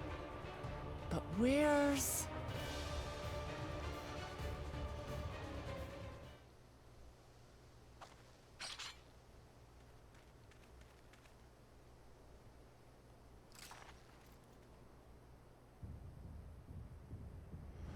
Oh, that thing is big and ugly.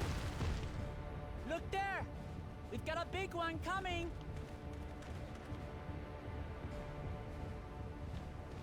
Impenetrable scales and wicked fangs. That's a Ronak Reaver, and no mistake.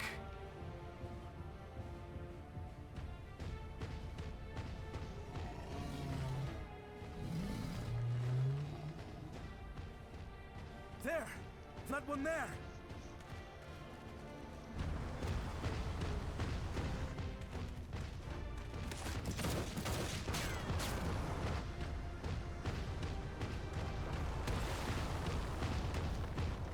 so fast!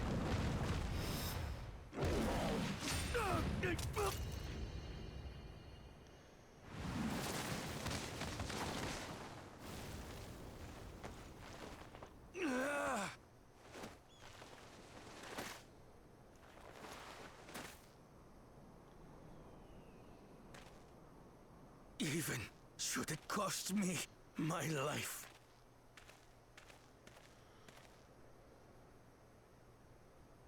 I will save the head soul! I feel like I was actually getting somewhat close to the right pronunciation.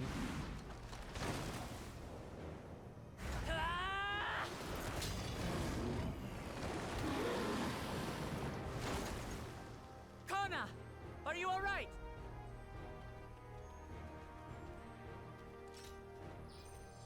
Do not concern yourself with me. Get the Ronek to safety! There. You've nothing to fear.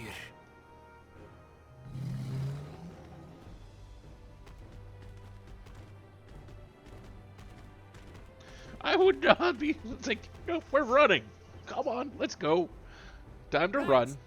Let's finish the job.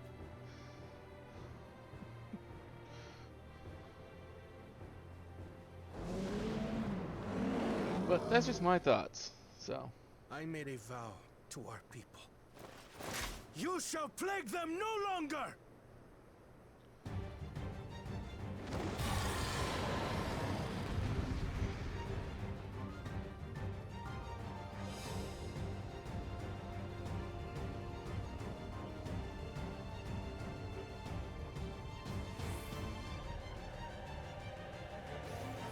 You'll find the vow of reason is not without resolve.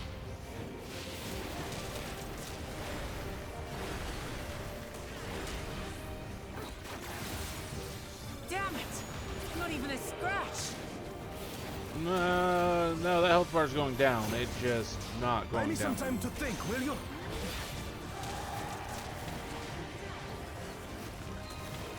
It must have a weakness, and I will find it.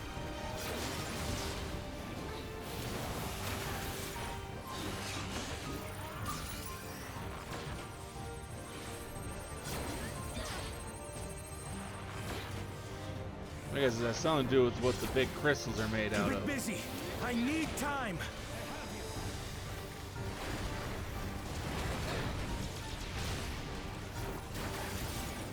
Right. Go for the legs.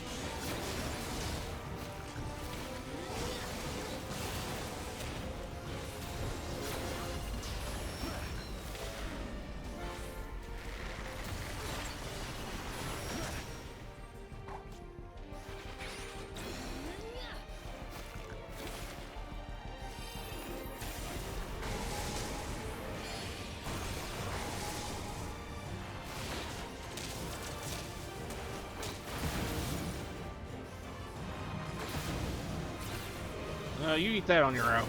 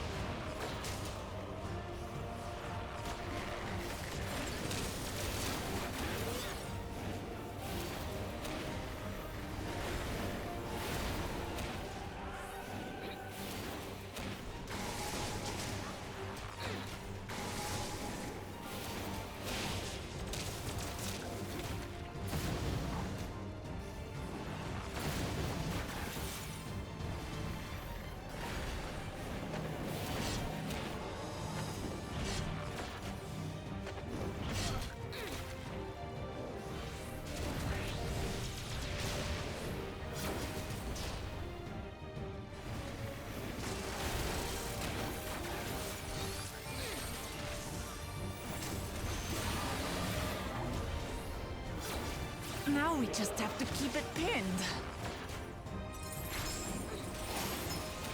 Get thinking, Kona!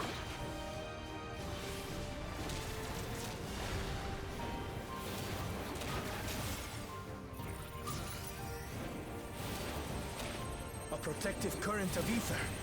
But whence does it flow?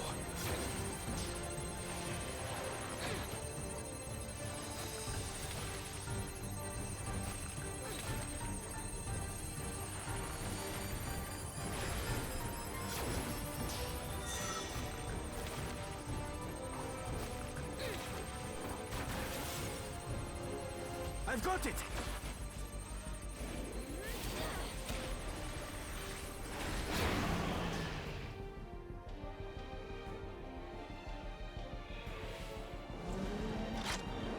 One well-placed piercing round to the chest, and...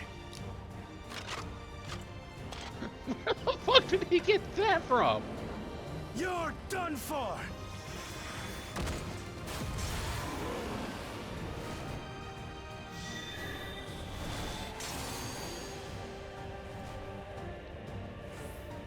That stemmed the flow of protective ether.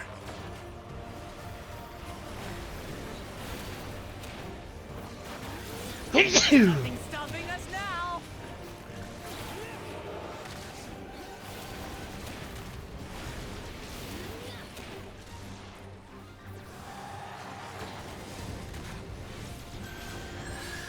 Still not backing down, huh? Fine with me!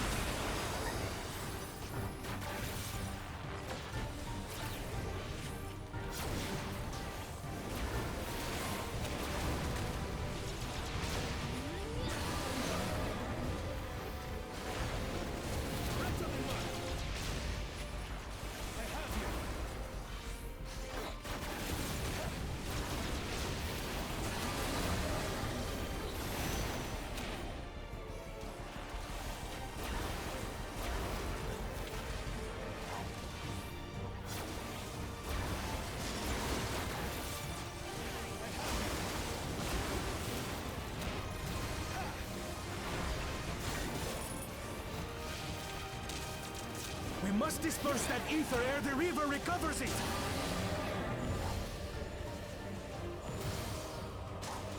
This is going to hurt.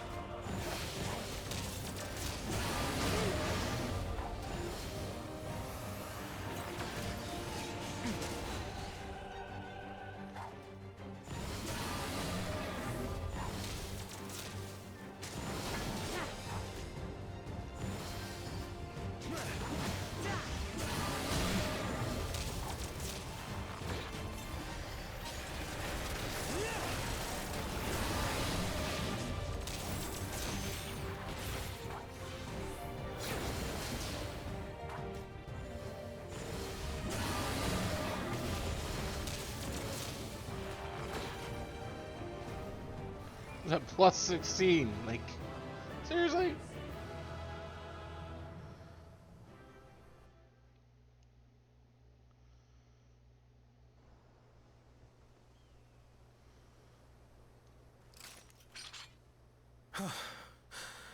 We did it. The Etso, are they?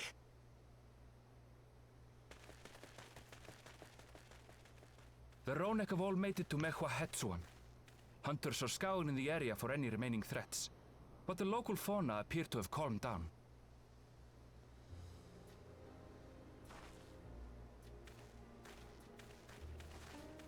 We cannot thank you enough for your timely aid. You, most of all, Bow of Reason. We feared you would be loath to take direct action, yet you didn't hesitate to put your life on the line for our Hetso.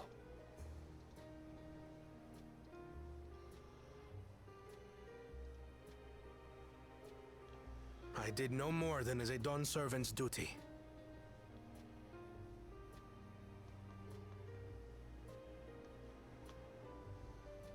The ethereal conductivity of those scales is astounding.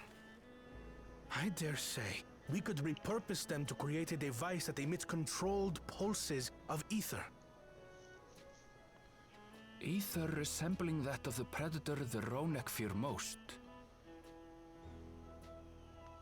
It might work.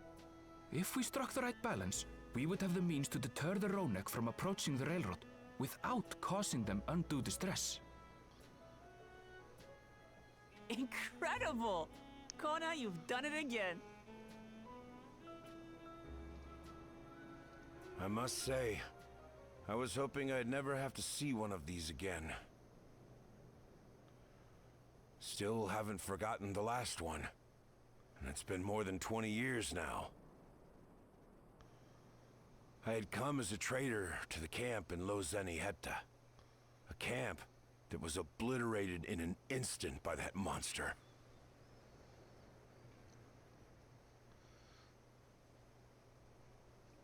Lozeniheta. That's where the Pelu Pelu trader found me as a babe. Please, can you tell me what you saw?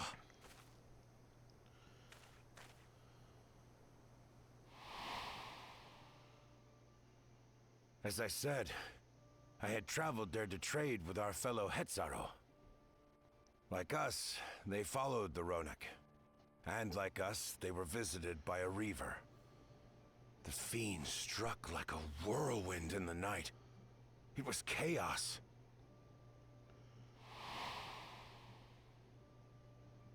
I grabbed some token belongings and bolted in a panic, thinking only of getting as far away as possible. But even in my panicked state, I could not help but notice the young couple racing the other way, toward the fell creature. "We're distracted," I heard one cry. "Save our son! Save the Hetzo!" After that, nothing but the pounding of my heart and feet and Rodak thunder. I ran and ran. And as the sun broke the horizon, I found myself separated from both man and beast.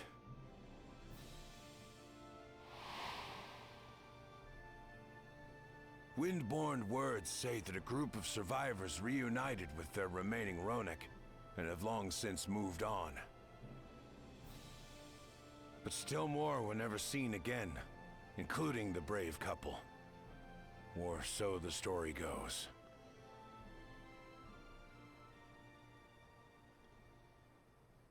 And what became of their child?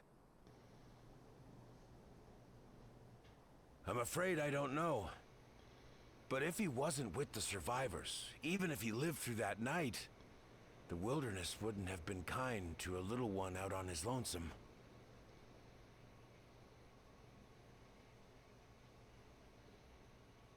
Maybe not. But perhaps a passing Pelu Pelu would. And one day, even a Dawn servant himself.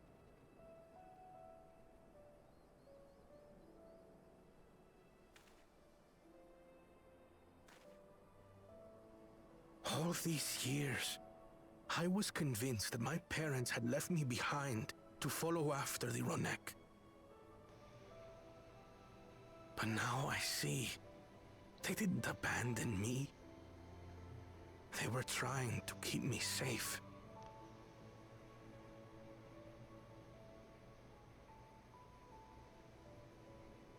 I've wasted so much time resenting them, when in truth, they gave me everything I have today. It is thanks to them that I live to know the warmth of family, even after they were gone.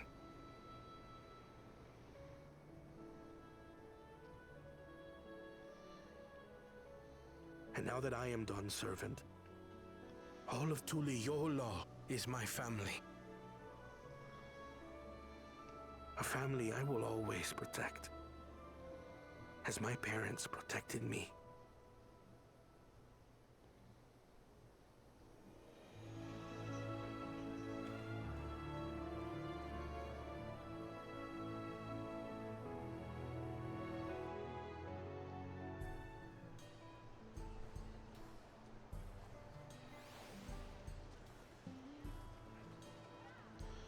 To know that the Hetzo are safe is more than enough, yet would it be wrong to hope that in protecting them we also avenge my parents? It is the least I owe to them after all this time. I thank you for standing by me as Dawn servant, as the often imperfect man beneath that mantle. Now let's return our attention to the matters we came here to address, shall we? We have removed the root caused the Ronek straying from their favorite grazing, and obtained the tools to devise an additional precautionary measure, a silent whistle, as it were. This whistle must be capable of emitting pulses of ether strong enough that they will shy away from the tracks on instinct, yet not so strong as to drive them into a panic. If we can achieve this, it will be far sight better than a traditional whistle, more effective and less stressful for the creatures themselves. No, he's not wrong. Let's return to Shaluone Station and begin work on it. Then, Walika and his crew will doubtless be relieved to finally have a solution.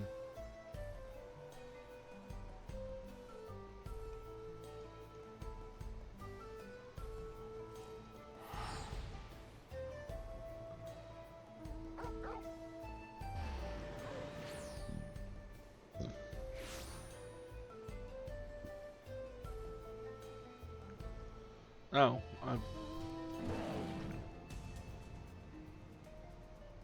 it's about halfway in between. I probably should have just flown to begin with. It will.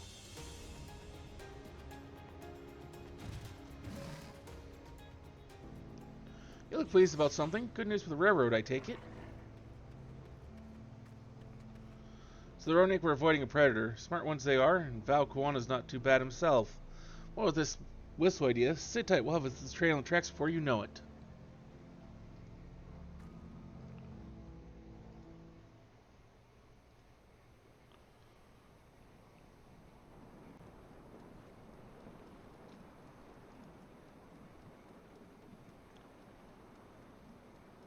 We're ready to go. Oh, it is voice acted. I was not expecting that.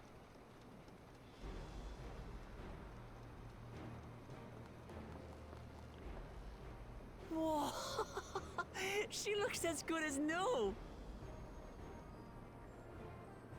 If I had time to do a proper job, could have really made her shine.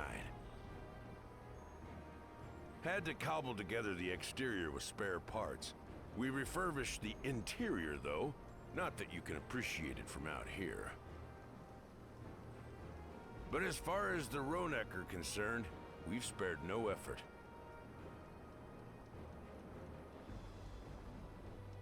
From the ballast to the ties, we've adjusted every bit of the track so she'll run quiet as a field mouse. You and your crew have worked wonders. Our nation is in your debt. Come now. If anything, credit's due to Tuliolal. It's thanks to the folk you recruited from every corner of the continent that we were able to get her up and running so quickly. Besides, the ethereal whistle's the true marvel, and we wouldn't have that without the scales you brought us. However grateful you are, know that we're even more thankful.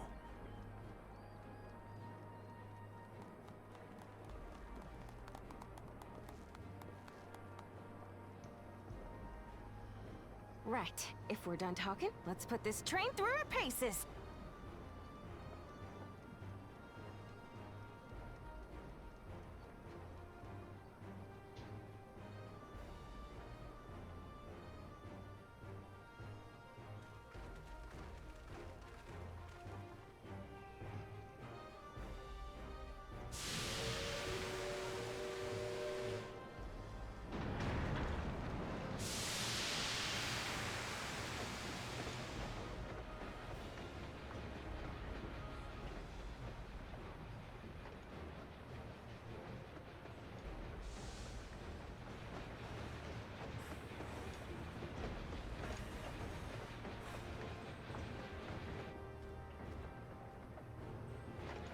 There's a Ronek up ahead.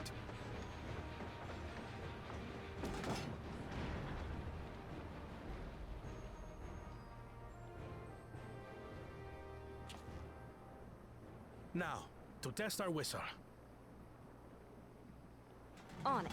Just point it in the general direction and...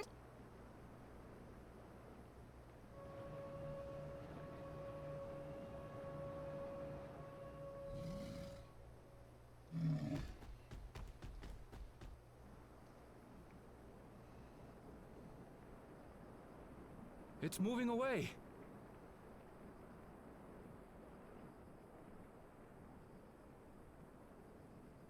Meanwhile, our friends over there appear wholly unperturbed.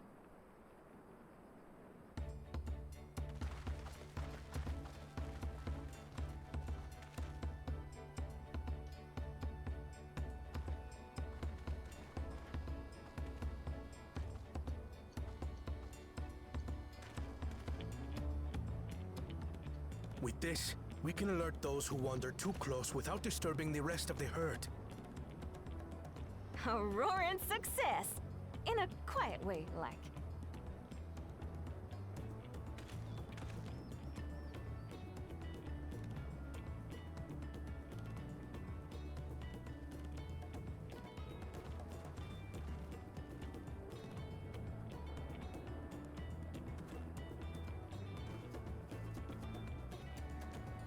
Then with your permission, Vow of Reason, the Shaktaral Railroad is back in service.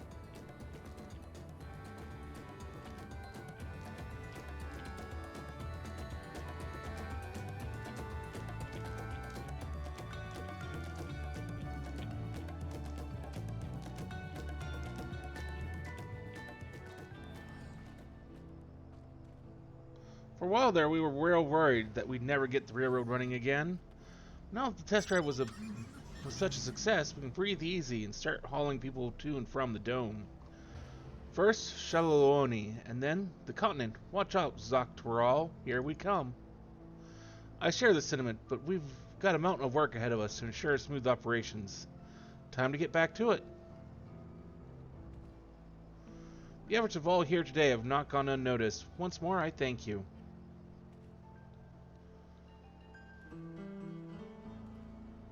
As for our own work, I trust you can handle matters in Alexandria, Lamati.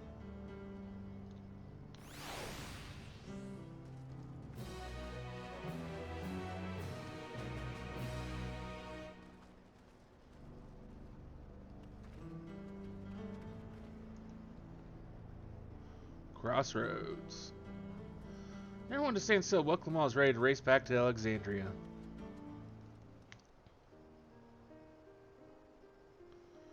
Well, it's possible that Shale's made some headway by now, and regardless, we should spread word that the railroad's been restored to service.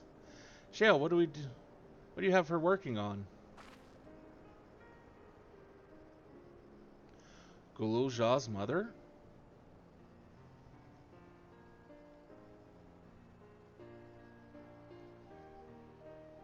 I feel the same in his shoes. Have felt the same. Some questions are painful to leave unanswered.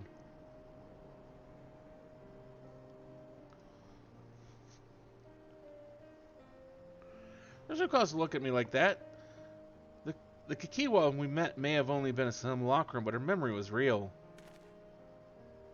I didn't search for what she left behind because she left it with me, and I will carry it always.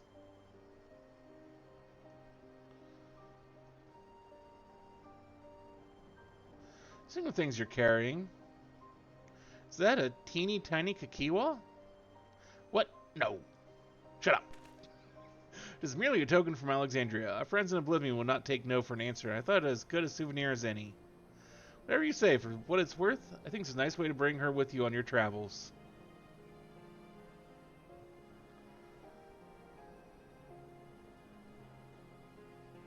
Yes, well, you're off to the dome now, aren't you?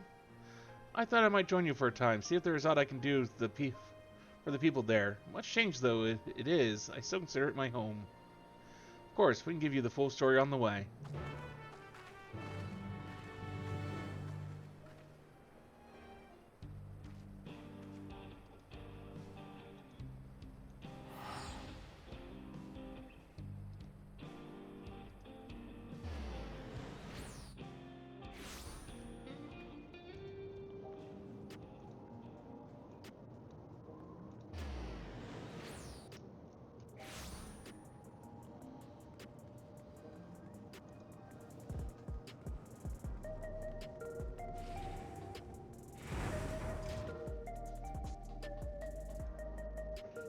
You into the back room? Yeah, I am.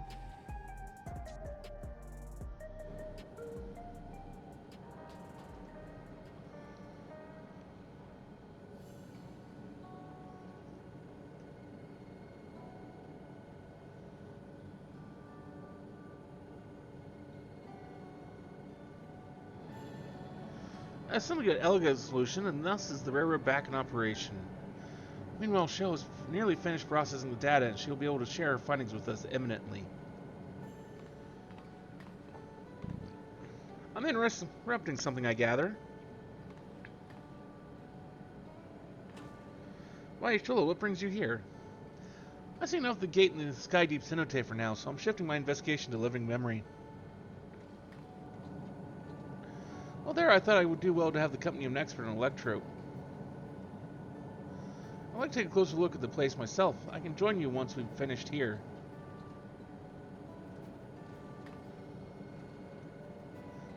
Lest you fear I've forgotten, once I've made headway with living memory, the key in your keeping shall be the next subject of my scrutiny.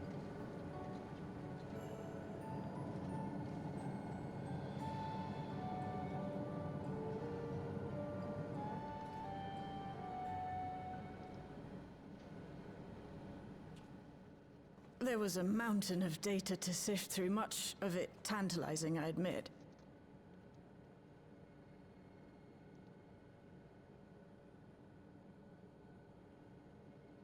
But it will take time to fully decrypt everything that piques my interest, so to answer our immediate question, I've been concentrating my efforts on the audio saved by Teishulja herself. While I've not listened to it yet, I have a selection ready for playback. Would you like to hear it now? Yes, please. All right. Several audio files will now play in sequence.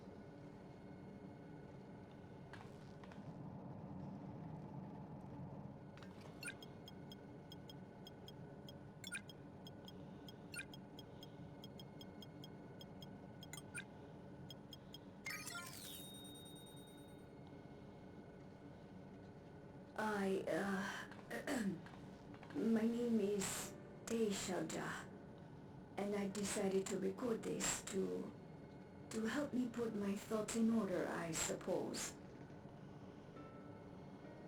Mother? Officially was a chirurgeon with the Lance Guard.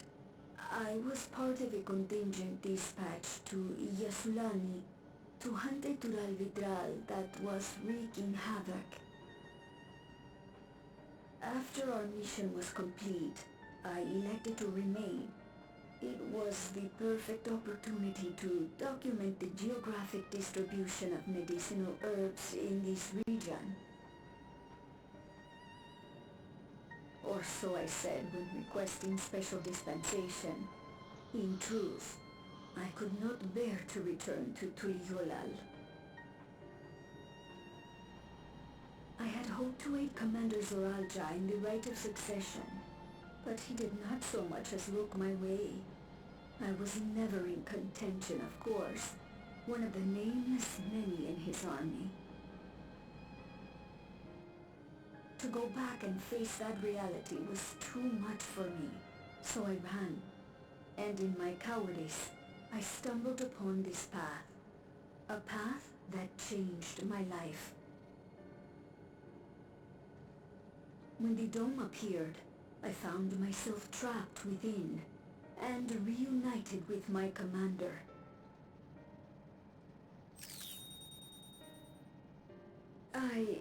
How am I to speak of Commander Zoralja?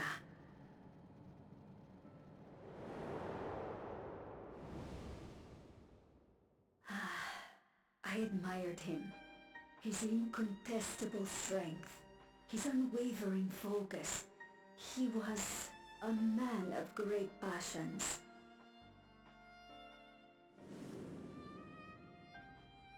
I watched him, captivated by his intensity. From afar, I would not dare approach. And in watching, I came to know him.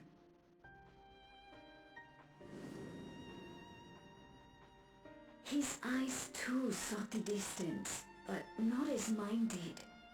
He yearned not for another, but something else, beyond the horizon. That gaze would never fall upon me. I knew.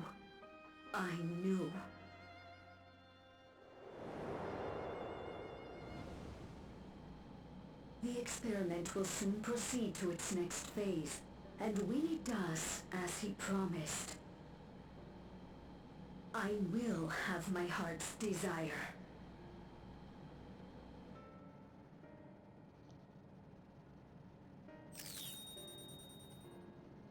Today,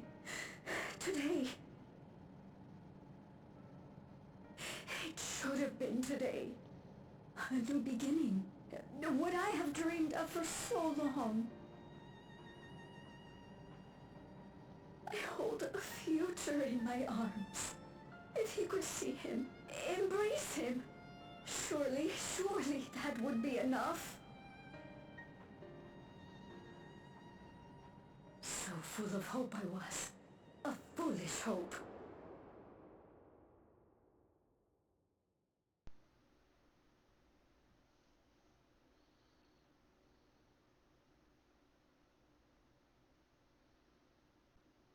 Its scales are blue.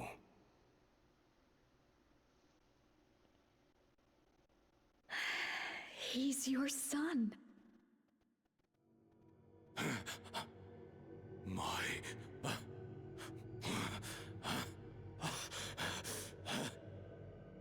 No, I can't.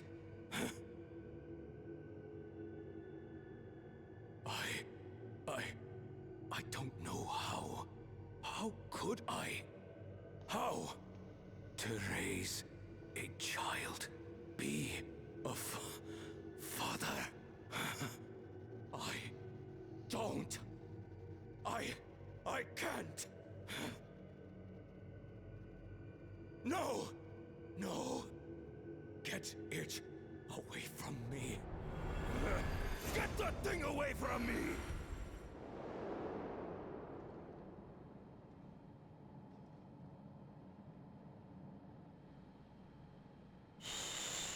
It's all right, little one. Papa was just surprised. That's all. He'll come around. We'll be a happy family. Kaniloka's shouting for me. The research hasn't been going well. But I can't let him take it out on my baby. Hush now, little one. I know just where to hide you.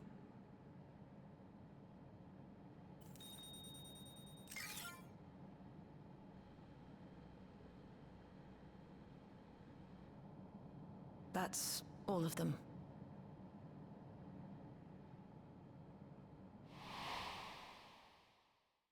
He was abandoned, the poor dear. We found him in the drift downs a few years ago.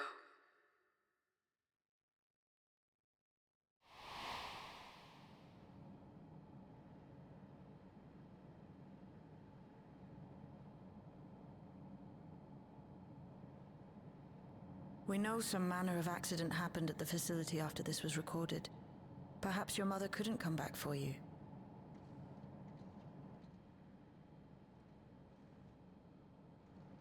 Hey, Gololcha. I'm fine, Lamachi. Father and mother, they were both so lonely. If we could have been together, maybe they wouldn't have been. But sometimes things don't work out, no matter how hard you try.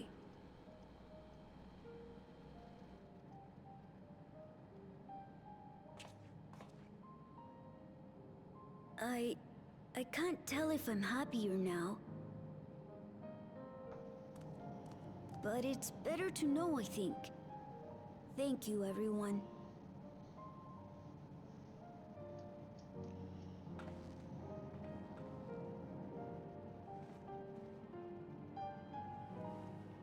Sure, I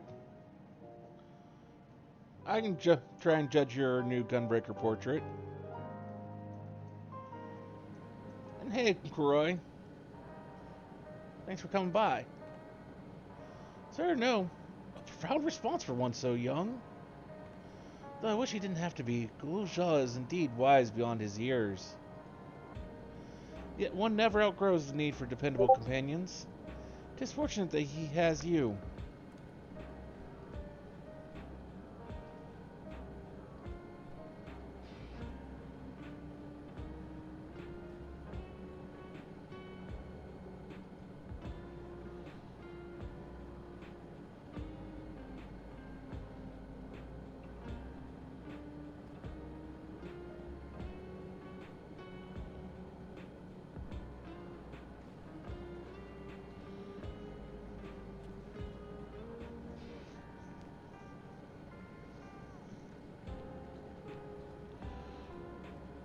Okay, I see what's going on. I think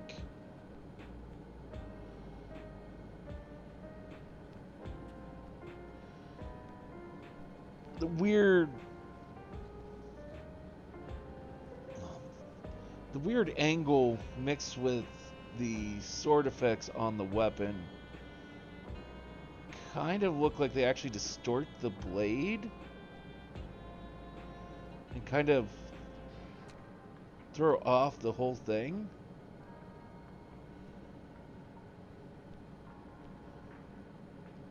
Though also because of the fire effects and the weird angle, it certainly pulls focus away from your character themselves and specifically to the weapon used in the picture.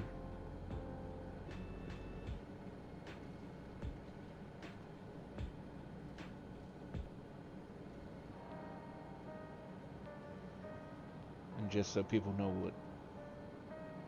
Is it okay if I share the picture on stream?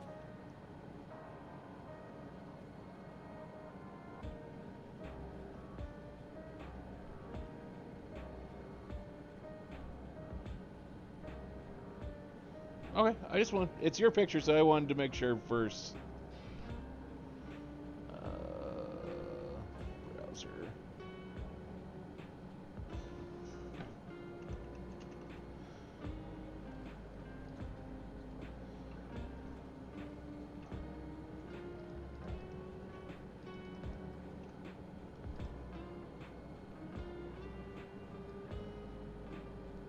So, just so that everyone understands what I am looking at, that is the picture I was sent.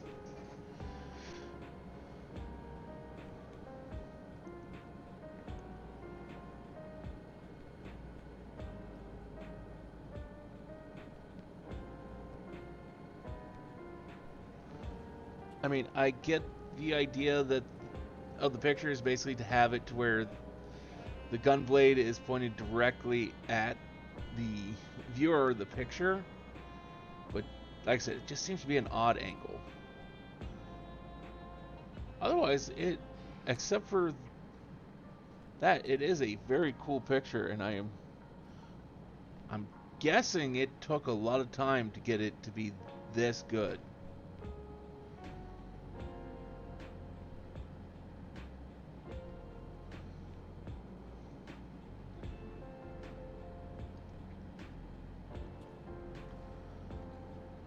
Thank you, Shale. Because of you, I got to hear my mother's whole story. You're here because you were brave enough to listen, Guluja. If you remember one thing, remember that. Not really, you work quick. Well, I mean, it's still pretty good. I wonder what you could do if you actually took your time with it, though.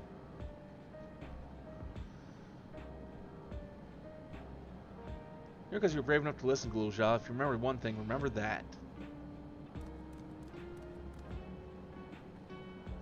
Now then, having shared what I can at present, I'm ready to head to living memory when you are. Trying to be thorough, so we'll need to stop for supplies on the way. That said, I promise we won't remain over long. I know we all have much to attend to. It took you 5 minutes, and that was taking your time. That hurts my head.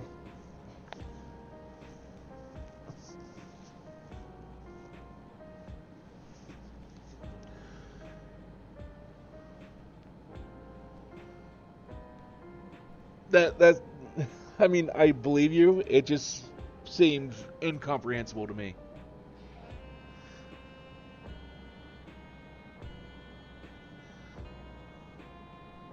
Your ADHD is severe.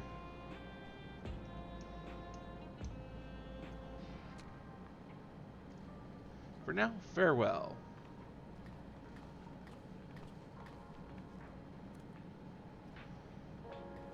Your ADHD is severe.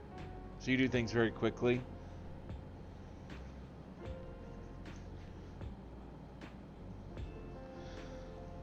Well, I'm glad you can certainly do things quickly. I don't know. I usually end up agonizing over things too much. Which usually means I don't end up either not doing anything at all or not getting anything done.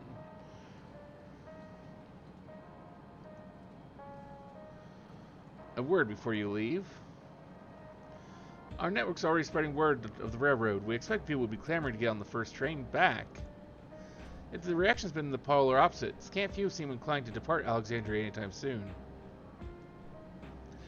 What, when you spoke before, you said many from Tuliolo were eager to reunite with friends and family.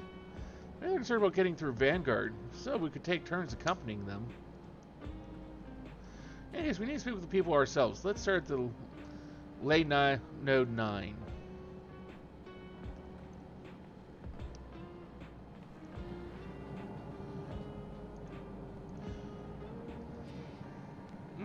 I get that.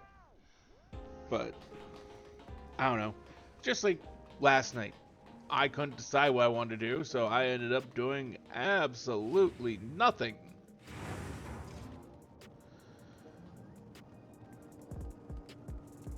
Option overload was an issue.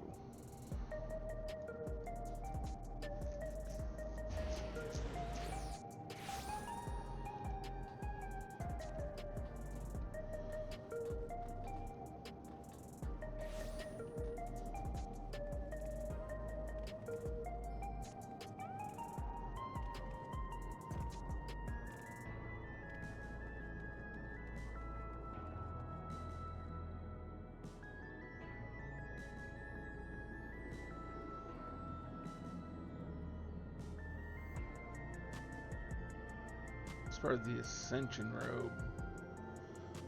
Probably from something I'm completely unable to go do. Although that looks cool.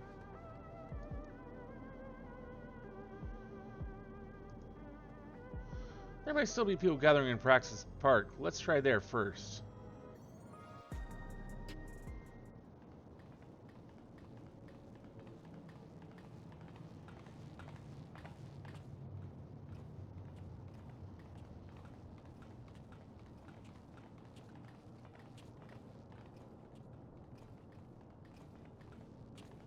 People look uneasy. Did something happen?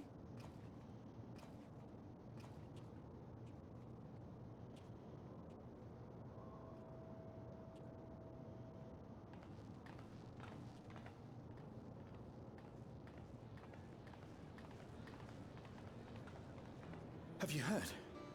Someone was killed in the Thunder Yards. The Thunder Yards was one of the hunters slain by a beast. It was a hunter, all right, and a veteran at that. But it was no fiend that did him in. Only a random bolt of lightning. Such a senseless way to die. They say that he expended his last soul cells during Zaraljar's attack on the city. For an upright, hard-working man to meet such an unceremonious end, it feels wrong.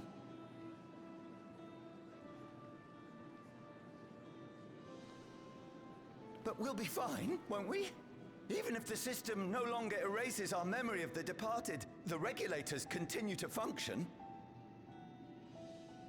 I shan't go before my time. Growing old and passing peacefully with the help of the ushers is only natural. Well, you may think so, but how are we to know? We have no memory of those who have gone. More may have met violent deaths than passed from old age, and we would be blissfully unaware. It could happen to you, or me, to any of us. Their entire way of life is coming crashing down. Spend every waking moment thinking only of how we might die. I don't know. Why not look to the people who that is normal? With time, I had hoped that they'd be able to adjust to their new situation. But it's only gotten worse. Because they haven't come to terms with it yet. It's Queen Sphene!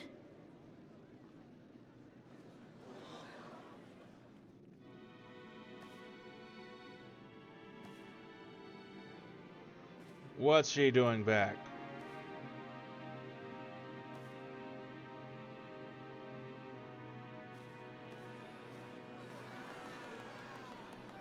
This is concerning. What?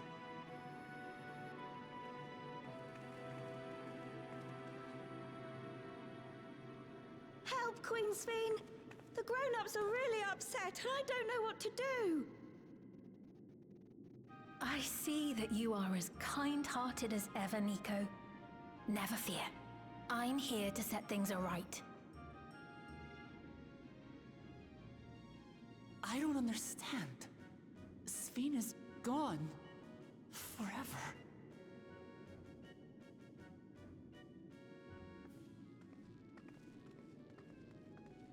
You there, Gusson. You were the Queen's aide, weren't you? What's the meaning of this? Begging your pardon, Vow of Resolve. But Her Majesty Queen Sphene is paying visit to her people, as is her wont. What are you talking about? Sphene is dead. You officiated the funeral yourself. We all placed flowers to mourn her passing. He made himself forget. A funeral? For Her Majesty?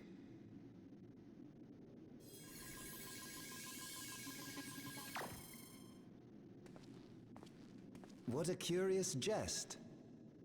You know full well that ceremony was to commemorate those lives lost during the attack of Alexandria. Her Majesty walks among her people that she might support them in this most trying of times. Surely that is not cause for consternation.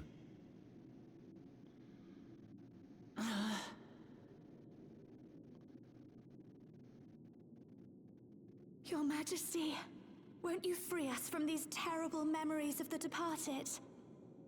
This is no way to live, not for us, nor our children.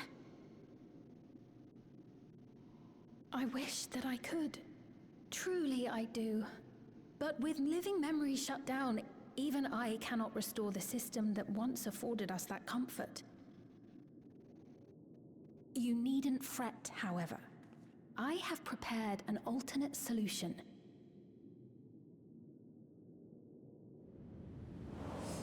All of us shall be made endless.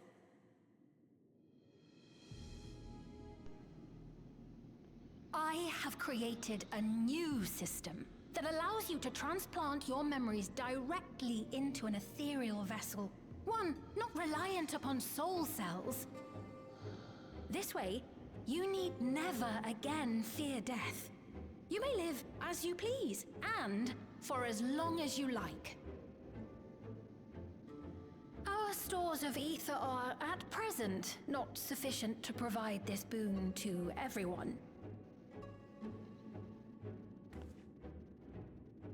But some of you received neo-regulators for the funeral ceremony, did you not?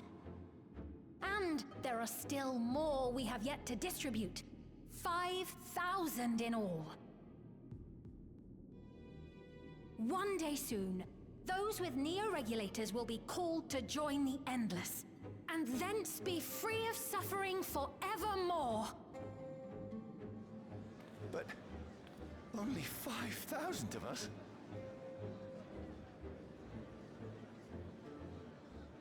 You Victral!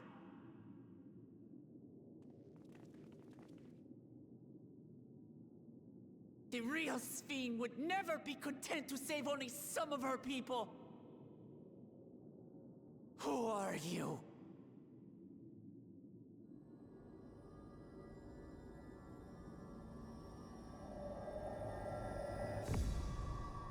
I am Sphene, the Queen of Reason.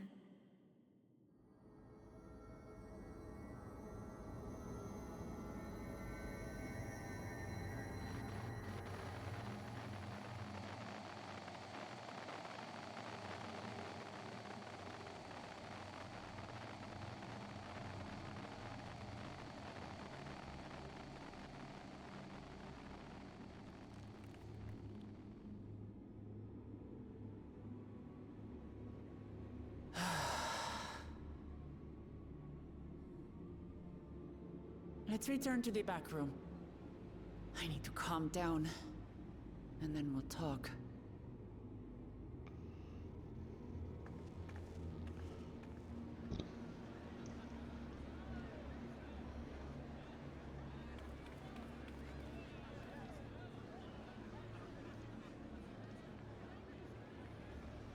This is not good.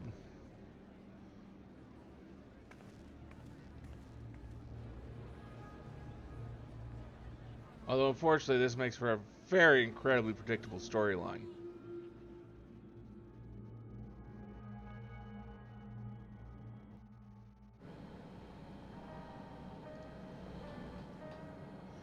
And I'm rather disappointed that that's the route they decided to take.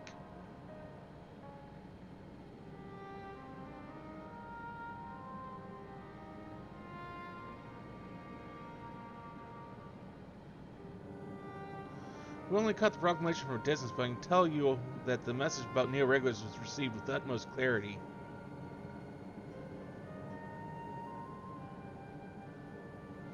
It couldn't have been Speen. She should have been destroyed when the Meso terminal shut down. Without a single Alexandrian to bear witness, presented with an identical figure claiming to be their beloved queen, it is no surprise that they would choose to believe she's alive.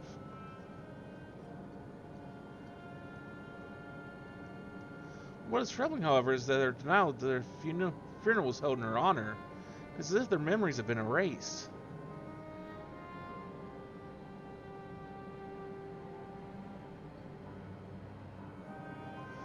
Given that the members of Oblivion remain unaffected, that was likely the work of the regulators, but by whose design?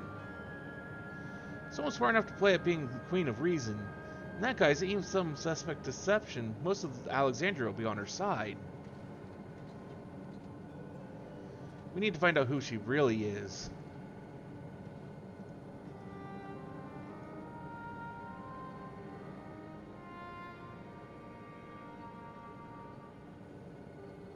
Well, I agree wholeheartedly. We should avoid drawing more attention than we already have. We must be patient until Oblivion's network turns up a lead, or until our self-proclaimed queen makes her next move.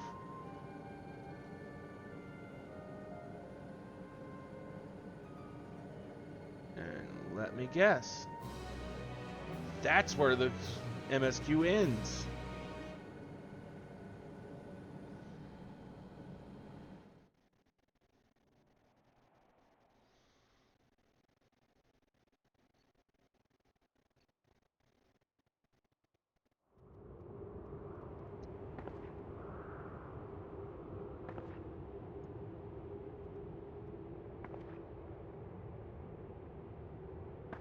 Oh, where am I?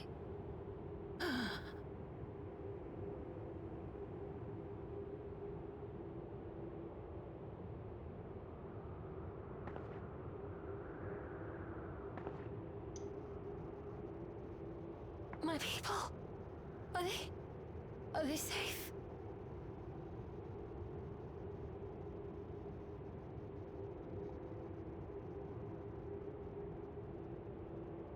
Why am I?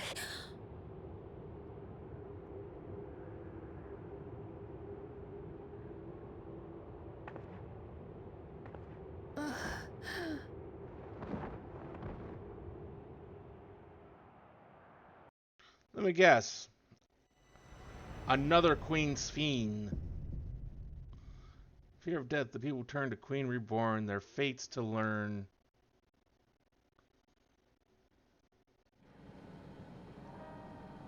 Yep, that's where it ended. All in all, I would say that was, in my opinion, probably the worst MSQ chapter they've ever done. I mean, I still felt... I mean, I know a lot of people did not like the whole MSQ for the expansion in general. I still felt it was better than Heavensward. But this MSQ was just bad. It was poorly paced, mostly uninteresting. And what actually finally got interesting, they completely bungled.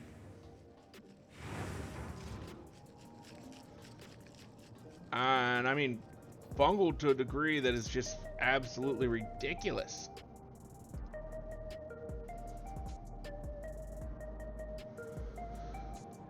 But that's where we're going to stop here tonight,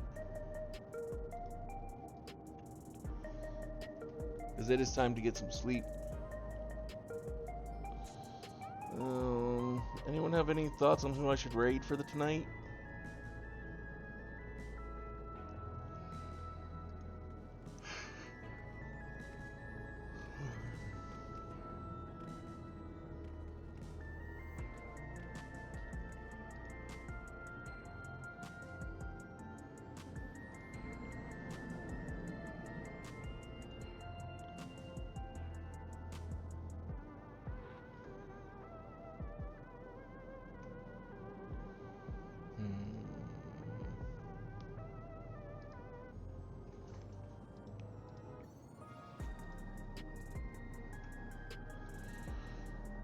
I really don't know who I want to raid.